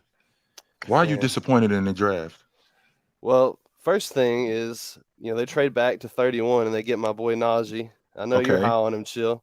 Why is that a bad thing? But then they traded him away to Charlotte and trade back. And I think they got 34 and 39. Picked up Colby Jones and Muhammad Gay or something like that. Right. And I like Jones, but then they traded that away to get Jordan Walsh at 40. So a few of the guys I was interested in, later on in the draft, they skipped on. I feel like they could have been contributors. Mm-hmm. But really the main thing I wanted to talk about, is with the Porzingis trade and stuff. I'm kind of looking around the league. The Suns are kind of up in the air. Warriors are up in the air. Milwaukee's up in the air. To me, it's looking like Boston's the best matchup for Denver next year. That's all I'm saying. I think we got our 2024 champions written. Hold on, Boston got to get out the East first, dog. Y'all got problems in the East. Boston has to get out the East first. And I'm gonna say this: everybody keep praising, talking about Porzingis' defense, this and the third. Why ain't it no effect with him in Washington? Since he played such a great defense last year, why didn't it affect winning? Why couldn't they win more games since he was this great defender? Well, because their 28 a game was out the lineup, so that matters too. Well, this is what I'll say to you though. I don't believe in the Boston Celtics young guys. I don't believe in Tatum and Brown at the highest level. I think that they get there and they choke every single time. Adding Porzingis is a good distraction for people to say, hey, man, he got, but I saw what Porzingis did in Dallas in the playoffs. I've seen what Porzingis had done, and he came up short. He choked. So I'm not a dude, like I said before, man, I'm not sold on Boston. Got to show me first. And all the Boston Celtics fans, they've been bragging and stuff all these years, but they haven't won they've only won one championship in how many years? Since 1986. Right. So they really hadn't been. They've been living off of something that happened in the ancient era, 40 years ago. Right. So, like I said before, their closest chance to get to a championship was against the Warriors. I think they come up short again. You got a cockeyed coach that don't know what he's doing. That's great. He's gonna be looking over his shoulder, and he's gonna be looking over his shoulder because they hired Sam Cassell. So he's gonna be looking over his shoulder all season. He knows if he gets off to a bad start, he's out of there. I don't trust Boston, bro. I don't trust the Celtics, man. They always had this talent, bro, and it never pans out. That you're gonna lose Grant Williams this summer. You lost Marcus Smart, who was a heart of your team, who was the glue guy that held, even though he made a lot of mistakes sometimes in game, he still held things together. He still made big plays for that team on both ends of the floor. I don't think you get that back from a guy like White. I think White is good, but I don't think he brings what Smart brings. Well, I just think I don't know, man. the interesting thing about Boston with this trade, I get what you mean. Like, there is a lot of inconsistencies. That's kind of why I was hoping we could get rid of Brogdon instead of Smart. But the thing I like about the Celtics team now is they've got a lot of defensive versatility. And, I know Jokic is like pretty much unstoppable, but people were talking about throwing different looks at him, like the Lakers with like Roman, Anthony Davis and stuff. I like that we've got a couple bigs we can throw at him. We've got 2 pretty solid rim protectors and Rob and Kristaps. I kind of like that defense. Are y'all doing these deals to think that this is stopping Jokic? That's what y'all doing? It ain't about stopping Jokic. It's just being able to have that versatility. You're not going to be able to stop him. That's what happens with great players, bro. Yeah, I do think. No, listen. I feel what he's trying to say, and I feel what. Hold on, but I understand where you're coming from. He's trying to say, look, we got more bodies. We got more bodies that we can just throw at a guy like Jokic. But you're saying them bodies don't mean nothing if they're not really doing no damage. And my thing is this: unless Porzingis is in the series, give me 25 and 12. I have to agree with Lowe. I don't really think because Robert Williams, you can't depend on him. He's always hurt. Both Porzingis and Rob Williams. But hold on, Lowe. But Robert Williams is lighting the ass too. So not only is he there, he's lighting the ass. Jokic, he'll just back him all the way underneath the basket if necessary. And then Al Horford is good, but he's too old now. Horford is old. But hey, man, I love the team building been doing out in Boston, man. They've been promising you all things for the past decade, man. Hey, man, congratulations for buying into it. I guess so, man. And one thing before I leave, Mars is spitting facts about Ben Simmons. That's a former number 1 overall pick, folks. All right, so both of y'all are all-NBA player, former number 1 overall pick. I'm with Mars, bro. I'm with Mars. I think Ben Simmons lands on the right team. I would trade for him now if I was Portland. I would trade for him right now. I would love for y'all to be general managers in the league. When I'm right about this, Lo, he's gonna have a bounce back season because he didn't play last year. That's why he's gonna be bounced back. He's gonna put up around playing? He's gonna put up around 17 a game, bro. 17, 8 and 8, something like that. 18, 8 and 8. It's gonna be something like that. 17, 8 and 8. It's gonna be something like that. If Ben Simmons, 18, 8 and 8, something he ain't never did before. That's what he's doing. Yes. So put money on that then. How much? Wait a minute. Just for you, 25 cents. I'll do that. A quarter bet. All right, we'll put a quarter bet on that. I'll do that. 18, 8 and 8. My net worth about to quit. Look, I just think it's more mental with Ben Simmons than it is his game. I think it's mental. Just watch. All right, well, I appreciate it, yo. Thanks for having me. All right, brother. Good to talk to you. Hey, man. Prayers to your team, man. Man, somebody got to tell them Celtics fans that it's not real, man. I can't wait. Low, you are discussing though, thinking y'all gonna do something crazy without Bruce Brown. Bruce Brown was big for y'all, bro. I'm not a Nuggets fan. What? Yes, you are. You sound like it. Your name is Low Kick now. You're a Nuggets fan. Yo, it's just be funny what they be saying, bro. Kristaps Porzingis, like, come on, bro. Let's be honest with us. But you taking it the wrong way, Lo. You taking Kristaps Porzingis is the answer to Joker. Ain't nobody saying that. Nobody is saying Kristaps. So what is he saying? What he's saying is that he gives them more versatility. He gives them more offense. He gives them more defense that they didn't have. One-on-one, he is not the answer to Joker. No. So why even bring up Jokic in? Yes, he gives them more, but when it comes to Jokic, what is he saying? Chill.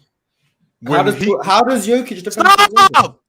No, we stand right here. We stand right here. Chill. What is he saying about Jokic? He's saying that Jokic is the best and he's unstoppable. That's what he's saying. Oh, then why even bring up Jokic in? What's the point of bringing up Jokic? We all know that Joker is unstoppable. We all know that nobody can stop Joker. So however, when you got a guy like Porzingis and this Boston Celtics team, which has been close, he can be somewhat of a difference for that unit, not for Joker. Okay, then so why bring up Jokic then? Why? Player. Yeah, okay. Why not bring up AD then? Why not bring up LeBron? Why not bring up KD? Why not bring up Curry? Why not bring up bring up Jokic in the NBA championship? That's why Denver was in the NBA championship. No. Well, he should have brought up Jimmy Butler because that's the dude who keep beating him. That's what you should have brought up. He keep beating him. He beat him one time. Give me a break. He beat him twice. He beat him in 2020 as well. What are you talking about? In the Eastern Conference Championship when they were kids, and then last year they lost in Game 7. Why we keep forgetting Jaylen Brown playing like he a kid with that left hand he got. He played like he a kid. I suppose so. We all know that handle is amateur. We all know that. Exactly. He played like a kid when he out there. We all know that childish ass handle he got. Yo, I just went back and looked at Chill mocking you, low. I can't wait to clip that. Oh my god, that was legendary. Oh my god. Oh, proceed. So Ron exposed himself. Ron be the one clipping them clips trying to make me look bad. Okay, sucker, I got you now. He did. I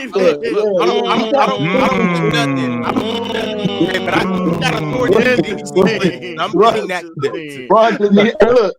Ron did me nasty the last one. He did chill downstairs. Shut up, Ticket. Then he cut it off. Like I ain't say nothing back. Had everybody like, yeah, you shut Ticket up. Then he got him cooking me and everything, and then paused it right before I'm about to say something and said, put the little music on at the end. All right, Ron, that's cool. Y'all got me. Okay, no problem.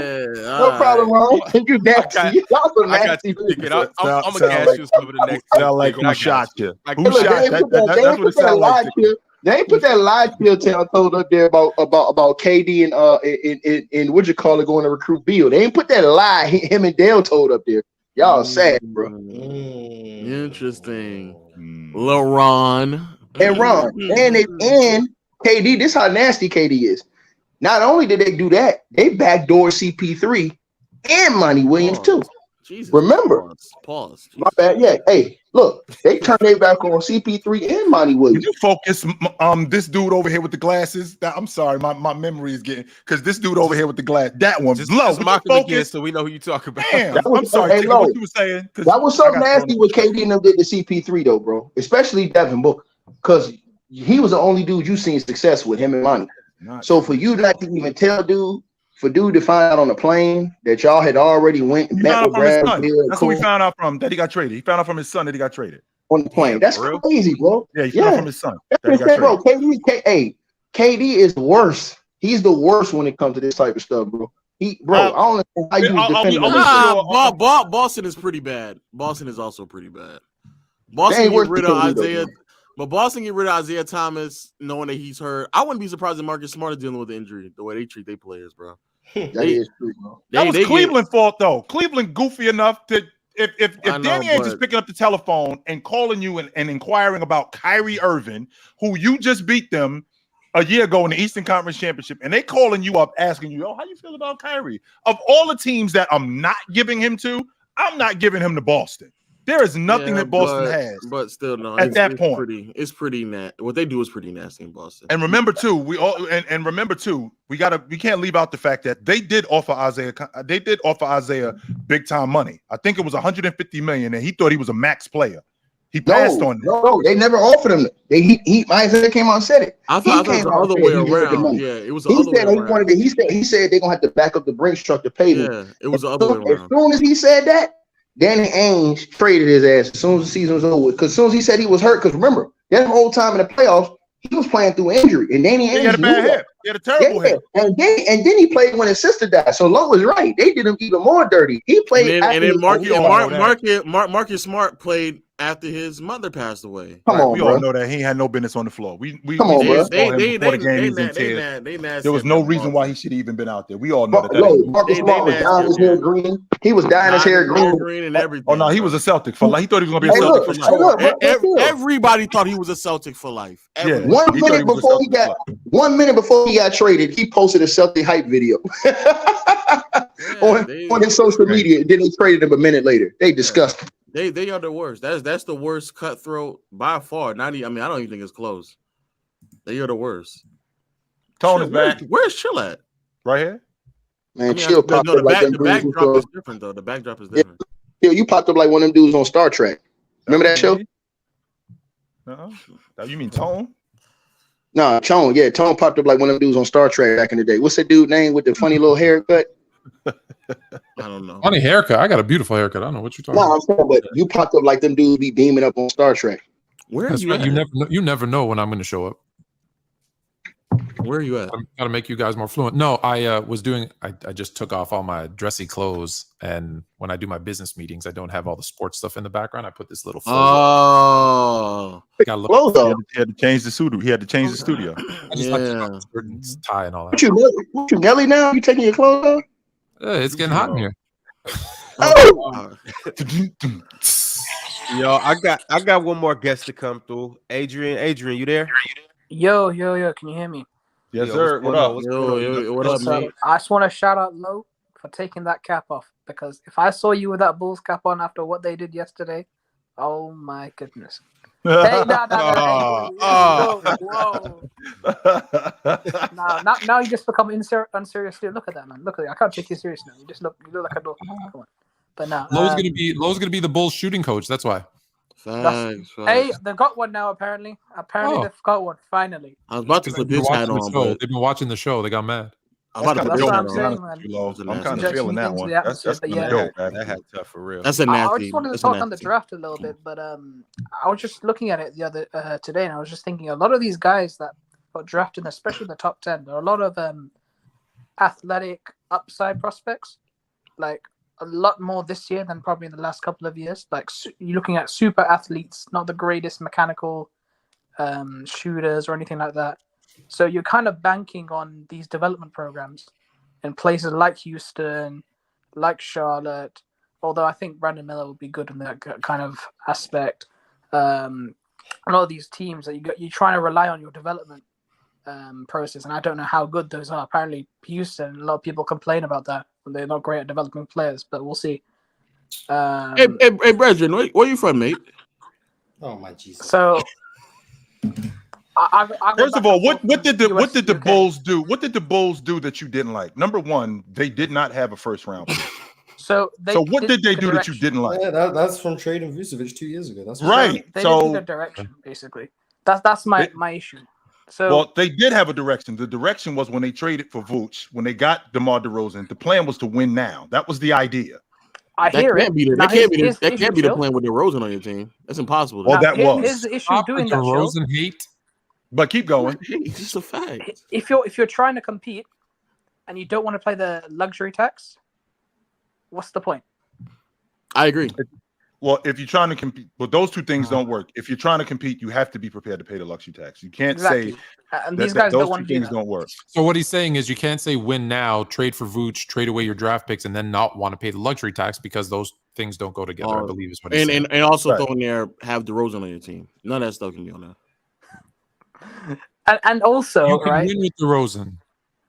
The problem is before Lonzo got hurt, Lo, I already know how you feel about DeRozan, Lo. All right, I can get with that logic. But can we at least admit before Lonzo got hurt, the way DeRozan was playing, this was just 2 seasons ago, before Lonzo got hurt, they were a top 5 seed in the East.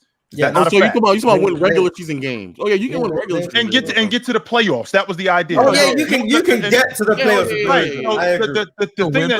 The point that I'm trying to make here is that we have a lot of fans. We have a lot of fans who aren't realistic about their crew. The Bulls are not the Michael Jordan, Scottie Pippen Bull. Them dudes are gone. Derrick Rose and Jimmy Butler and Joakim Noah. Them dudes are gone. Right? Those dudes are gone. So the days of you guys competing for championships, Jerry Krause is not walking through that front door and building you a championship unit. That's not going on anymore. Wait. Why should he? They were the #1 team in attendance last year. So if you keep going based on hope, that's what I'm saying. As a businessman, makes no sense to win a chip. That sets the bar too high. That's what I'm saying. I think the Knicks was 9th last year. I think the Knicks were 9th. Thank you, Adrian. The Knicks were #1 in attendance. That's not the only one though, Tone. I think the Knicks were 9th in the league in attendance. They had 5 straight 50 losing seasons, and the highest that they finished. But at least they trying though. The Knicks. Well, now they are low. I'm talking about when they had that stretch where they was losing 50 straight games. They were in the top 10 in attendance. LaMelo? After he left. Oh, I can't. For those 4, it was a 4 or 5 year stretch where they lost 50 straight games. They still were in the top 10 in the league in attendance. But yeah, chill. A lot of people are frustrated just because they're not picking a direction. People feel that there's not a high ceiling on this team, so they want them to suck so they can build through the draft. But Adrian, That is, I can get with that. You say they don't have direction. They do. Their direction is stay mid, keep the fans hopeful. They keep coming and buying. Yeah. We keep making money without having to go into the luxury tax, without having to pay, shooting coaches and other things, without having an expectation of, no one expects them to go to the finals, but if they're competitive and make the playoffs or even close, they were close. They were one play-in game away, right, for making the playoffs. That's what they want. It's like a job, Tone, where I don't pay you enough to get by, but I pay you just enough where you don't quit. Exactly. It's crazy, man. It's crazy. Like, literally, I just don't get why no one talks about it. It's that I don't want to. Well, maybe I will. It's that girl who, like, every time you're gonna cut her off, she'll send you a text with a sexy pic, and you're like, oh, Now back in again. You're back on the hook. Want to go to But dinner? If I was the Bulls, I'd trade Levine to the Sixers and see if I could get Maxey. No, I wanted to go to like the that. Bucks. You like the youth, hey? All right, my take. Kobe White has not panned out. He has. I think recently he's developed a lot more this Eat year. it, Mars. But Eat it, Mars. I think overall Kobe White's not been great. This season he's been all right though. I will say that just from what I've seen. See, that's the problem that I'm having. All right. You spent a lottery pick on him. I think he was the number 6 pick in the draft. Exactly. That's not all right. It's not good enough. He should be starting in the league. Considering not only considering your starting point guard is done probably for his career. So Kobe White is not. He doesn't have anybody who he's looking over his shoulder going, "Yo, that guy might be taking my minutes. That guy might be taking off my minutes." What are you doing? Lowe's in his bag right now. Lowe is nasty. Oh, hey man, listen, bro. Hey, also apparently, Cam Whitmore apparently had some problem with some cartilage surgery, so that's why he. Yeah, I think that's the bigger reason why he fell. Yeah, that's why he tanked so much. You don't think it was he interviewed poorly? I think it was that as well, but mostly the surgery concerns. It might be a Michael Porter Jr. situation. We don't know, but to be honest with you, I think the knees is why he didn't fall top 10, and then also I think the bad interviews and bad individual workouts is why he kept falling, because like he just said, MPJ, like rolling the dice and getting another MPJ that pans out for you is way better than I think some of those other players that they end up selecting. Did he go to the right team, Mars? No, he did not. Yes, he did. No, he did not. No, 100% he did. Why don't you like him in Houston, Lo? What's the problem? They have a bad developmental. Stop. They have a bad developmental structure over there. I asked the question. Sengun just don't develop, does he? Sengun just hasn't been developed. Well, not only that, Mars. Well, wait a minute. So we got a new head coach. Not only do we have a new head coach, he brought the majority of his unit from Boston over there. So we got a different regime. So are you sure that they still have a bad development going on over in Houston? Yes. Are you even though you haven't seen anything that he's done yet? He's just hating. Okay, I just let him. Let me ask the question. Since they brought him from Boston, why haven't they developed Jaylen Brown's left hand yet? Why? Some things can't be developed. Oh, okay. Why can't Marcus Smart develop a more consistent jump shot? So some things can't be developed. Oh, this is nasty work, man. Are you saying that Marcus Smart is the same player that he was when he first showed up? I didn't say that, but he saw way more development before. Is he a better shooter than what he was? He not to mention way more before Ime got there than when he was there. What are you talking about? Ime got there in what, year 8? So that's what I'm saying. He developed way more. Right. So that's a bad example, Lo. It's not like Ime was there since year 4 or year 3. This is the example that Charles gave me. He was only there for 1 year. So you're telling me that 1 year that he was there and he took some of the players from some of the staff from Boston for 1 year. That's the example you gave me. Right. The example is, if you think Houston's development staff is terrible, but now that we have new staff, why do you still think it's terrible? Shouldn't you just be on a wait and see type thing? No, I think that what y'all do out there in Houston is just egregiously bad. It's wasting a lot of people's time, but they have a new regime though. They're gonna just. I can't wait for the 7 years to pass so those players can come. If we still had Steven Silas, when those 7 years pass and they become a Laker, then we'll have a real conversation. They'll play for a real franchise. Break. Jalen Green will be the new Dwight Howard, and he'll be the new Shaq, and he'll be the new Kareem. He'll be the new. Still holding on to that. Still holding on to that, huh, Lo? I can't hold on to it because AD's on the team. I just saw it happen again, so I don't know what to tell y'all, man. Hey, man. What you got, Ron? I got a couple more minutes. He's got Adrian. That's what he's got. I'm about to say I got Adrian, you got any other questions? Yeah, I got a question for you, bro. What's this Amen Thompson thing I've been hearing? Yeah, bro. Floor What is is that? on the wall. Yeah, mate is mad, man. Hey, hold up, right quick. I'm gonna answer your bro. question. Where you from though? I'm gonna answer your question though. Where you from? So I'm from London. That's across the pond, eh? Across the pond, eh? I go across from I got some family in Chicago and Atlanta. He lives in the nice part, not like Mars. Yeah, this guy sounds like he's from West London, man. He ain't been through the trenches. He ain't from around the way. Whoa. Let's get that. Just like y'all didn't let me off the hook. Can we get Ron back in the cooker about John Wall, him being the floor? Can we get back on that, please? That's actually such a nasty floor that I gotta bounce because I'm not. What I think is bare minimum. Bare minimum. I could see him bare minimum averaging 19 and 9. Bare minimum. I see that happen. That is nuts. I don't think that's nuts. He's 19 and 9. That's the worst we're gonna get. At some point in his career, he's going to average 19 and 9. I'm not saying it's going to be next year. I'm not saying it's going to be. You're saying at bare minimum, I'm expecting an average. At bare minimum, I'm expecting that. Based on what I'm 20 and 10. Based on what I'm saying, one time in his career. If you're saying because one time in his career is a ceiling. You're saying, exactly. A bare minimum, you think he's gonna have like 7 years average. Well, the floor is 19. That don't even sound right, Lo. That's what the floor means. What is the ceiling about to be magic or something? The floor of Amen Thompson is Johnny Flynn. I don't know what we're doing right now. Let me give y'all some breaking news. They said Draymond Green's asking for $100 million in free agency. Oh my God.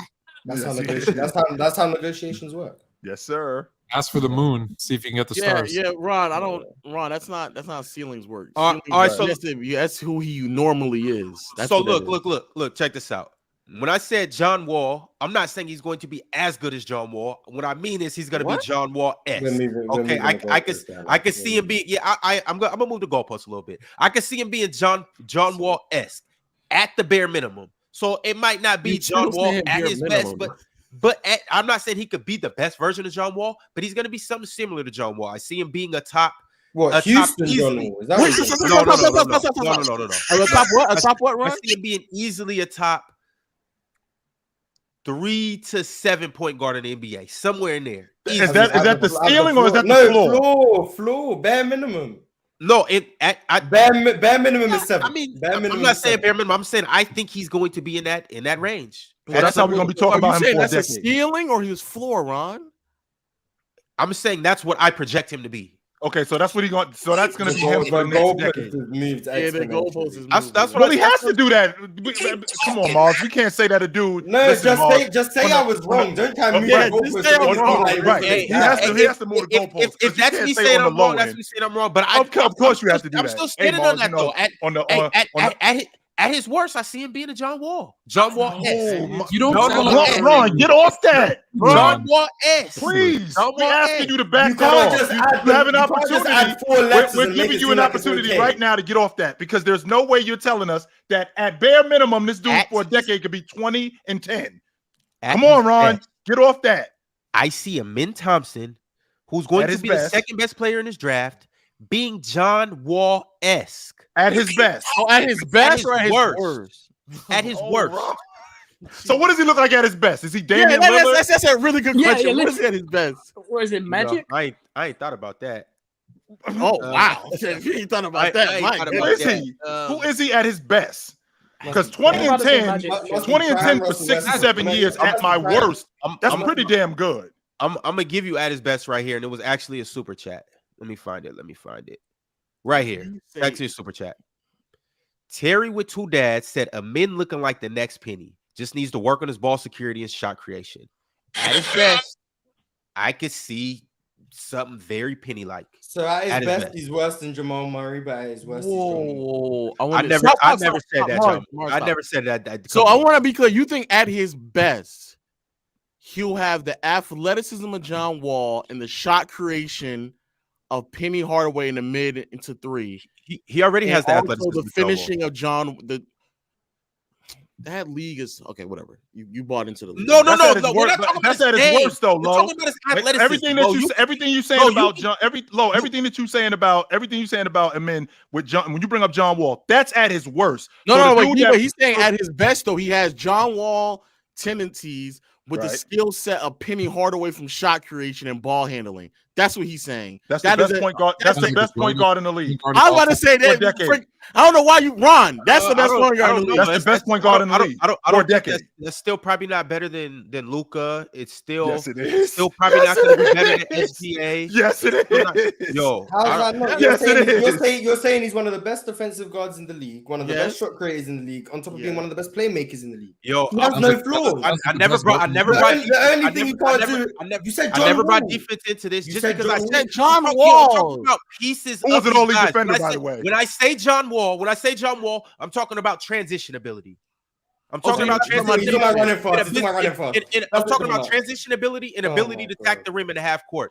The reason why I said John Wall is because I don't know if the shooting is going to come around like it never came around with John Wall. But if it does, then that's where the Penny Hardaway kicks in. Going to be very disappointed. You're going to be very. I get disappointed every day. Why not just be high on Scoot then? Because I think he's better than Scoot. Wow. And Ron, you better clip this. You better clip this, Ron. Yo, I'm gonna clip it in 2 years when I told y'all he's gonna be better than Scoot. No, you better. I don't. That's not. Yo, he has a higher ceiling than Scoot. You know what? I just realized Why, why because they of want you to host and not panel. Why is that crazy to say? That he has a higher. That he has a higher potential than Scoot. Just ask why? Because of size? Is that why? Absolutely, yes. Okay. Because of size. It matters though. Because I mean, because Ron, I'm not even joking, Ron. You would be better competition for them than in that league. It's not about that though, and I do get that. It's a big conversation.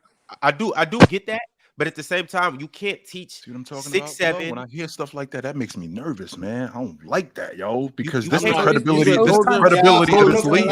Those are not real. Hey yo. Yes, after going back and doing some due diligence. Those are not real. It's not real comp, man. It's not real. That's what I'm saying, man. And the credibility of this league is on the line with these two guys. It is. I mean, at the same time, no, chill. I know you said you like the WCC, but the credibility of the WCC is always on the line, and that's why a lot of those dudes don't go. There's the difference, though. Steve Nash is from the WCC. I think it's Jalen Williams. He's from the WCC. There's plenty of guys who came to the WCC. Kirk Rambis played in the WCC. There's plenty of guys who came from the WCC that have turned into players. This league right here, which Lowe is telling me, is below average in terms of competition. Forget talent. That means that we overrating the talent now because the competition ain't that good. And now we're going to a league where the competition is superior. Not to mention he was the oldest player there as well. So, I want to be clear. I'm not saying, because I do have to go. I'm not saying that like he can't pan out. What I'm saying is gauging what he does against that comp, especially when it's heavily based off of athleticism and the bigs that they're going up against are not that physical. Like it's just not. I keep saying this, Low. Saying this, Low. You can't judge players by what they do, even in summer league against possible NBA players. How are you going to compare them when they're playing in that league? You have to see them against actual NBA players. You don't know what he's going to be. I'm not saying he's going to be bad. I'm not saying he's going to be good. I don't know. Yeah, I'm not saying it either. But I would not, especially if the biggest benefit that he has is sheerly athleticism and going downhill and finishing. I can't do that. He's going to run up against some big athletes in a minute. That's what I'm saying. Like, yeah, I've seen the players that he's going up against, and these are not sound athletes. These are none of the players that they're going up against. Let me not say none. Majority of the talent that they're going up against were not transferring to the best colleges in the league. They're not transferring to pro level. They're not. They're just not. They're not even some of the best teams in the state. They're not in the best teams in the city. They're not. Damn. And I was just going to say, if you look at it from a football perspective, right, as an analogy, you might be the best athlete on your college team and you play teams and you get out and you outrun everybody. And then all of a sudden you get to the NFL and there's a lineman who can run just as fast as you, who's 300 pounds. It changes that dynamic if that's your biggest advantage. That's what it is. That's exactly what it is. That's exactly what it is. That's exactly what it is. When you get to that next level and everybody does what you do. Everybody. Right. Then we'll see how he develops. His development is going to be very important. John Wall, because John Wall was clearly the fastest player amongst. anybody. It didn't matter. If I'm not saying he's going to be the fastest player in the league. I'm just saying I can see him doing. The reason why I said it is because John Wall, I wasn't concerned about comp because John Wall was just faster than everyone. No, for sure. So that's an advantage off of athleticism that I'm like, oh no, it don't matter who he go up against. He's just clearly faster than everybody. Right. I mean, those are not. I don't know if that's that might not translate to the NBA. Yeah, it just doesn't translate. Yeah. I got. I got to bounce, Ron. Hello, it's nice seeing you. Yeah, nice seeing you, man. Take off the hat. I'll see y'all Monday. Hey, mate. We'll get it back Mars, on. eh? Ticket. Bro. Whoop your ass, Ticket. I'll see you Monday. All right, y'all. We're gonna go ahead and get the wrapping things up. I'm gonna bring Jim's up here one time for the good time. He's been in the back room for a little bit. Go ahead, my man. You got a question for Ticket Fluent Mars? What's good, bro? Yeah, man. How y'all doing, man? What's up, man? We cool. First of all, I'm a Dallas fan. I think they did fantastic last night. I was really high on Grady. I really wanted us to get Grady, but I think getting the wing defenders and the big man is what we probably needed the most. I didn't know if they was gonna make a smart choice, but it looks like Cuban is making the smart choices. We could have some cap space, so we can sign maybe a mid-level guy. So I wanted to ask y'all who y'all think that mid-level guy would be for us.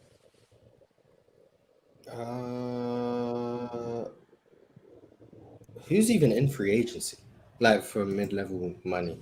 Because I've only really been paying attention to the I don't want to say good. Well, not only who's the free agent, Mars, who's a defensive free agent? Because let's be honest, they need to. Yeah.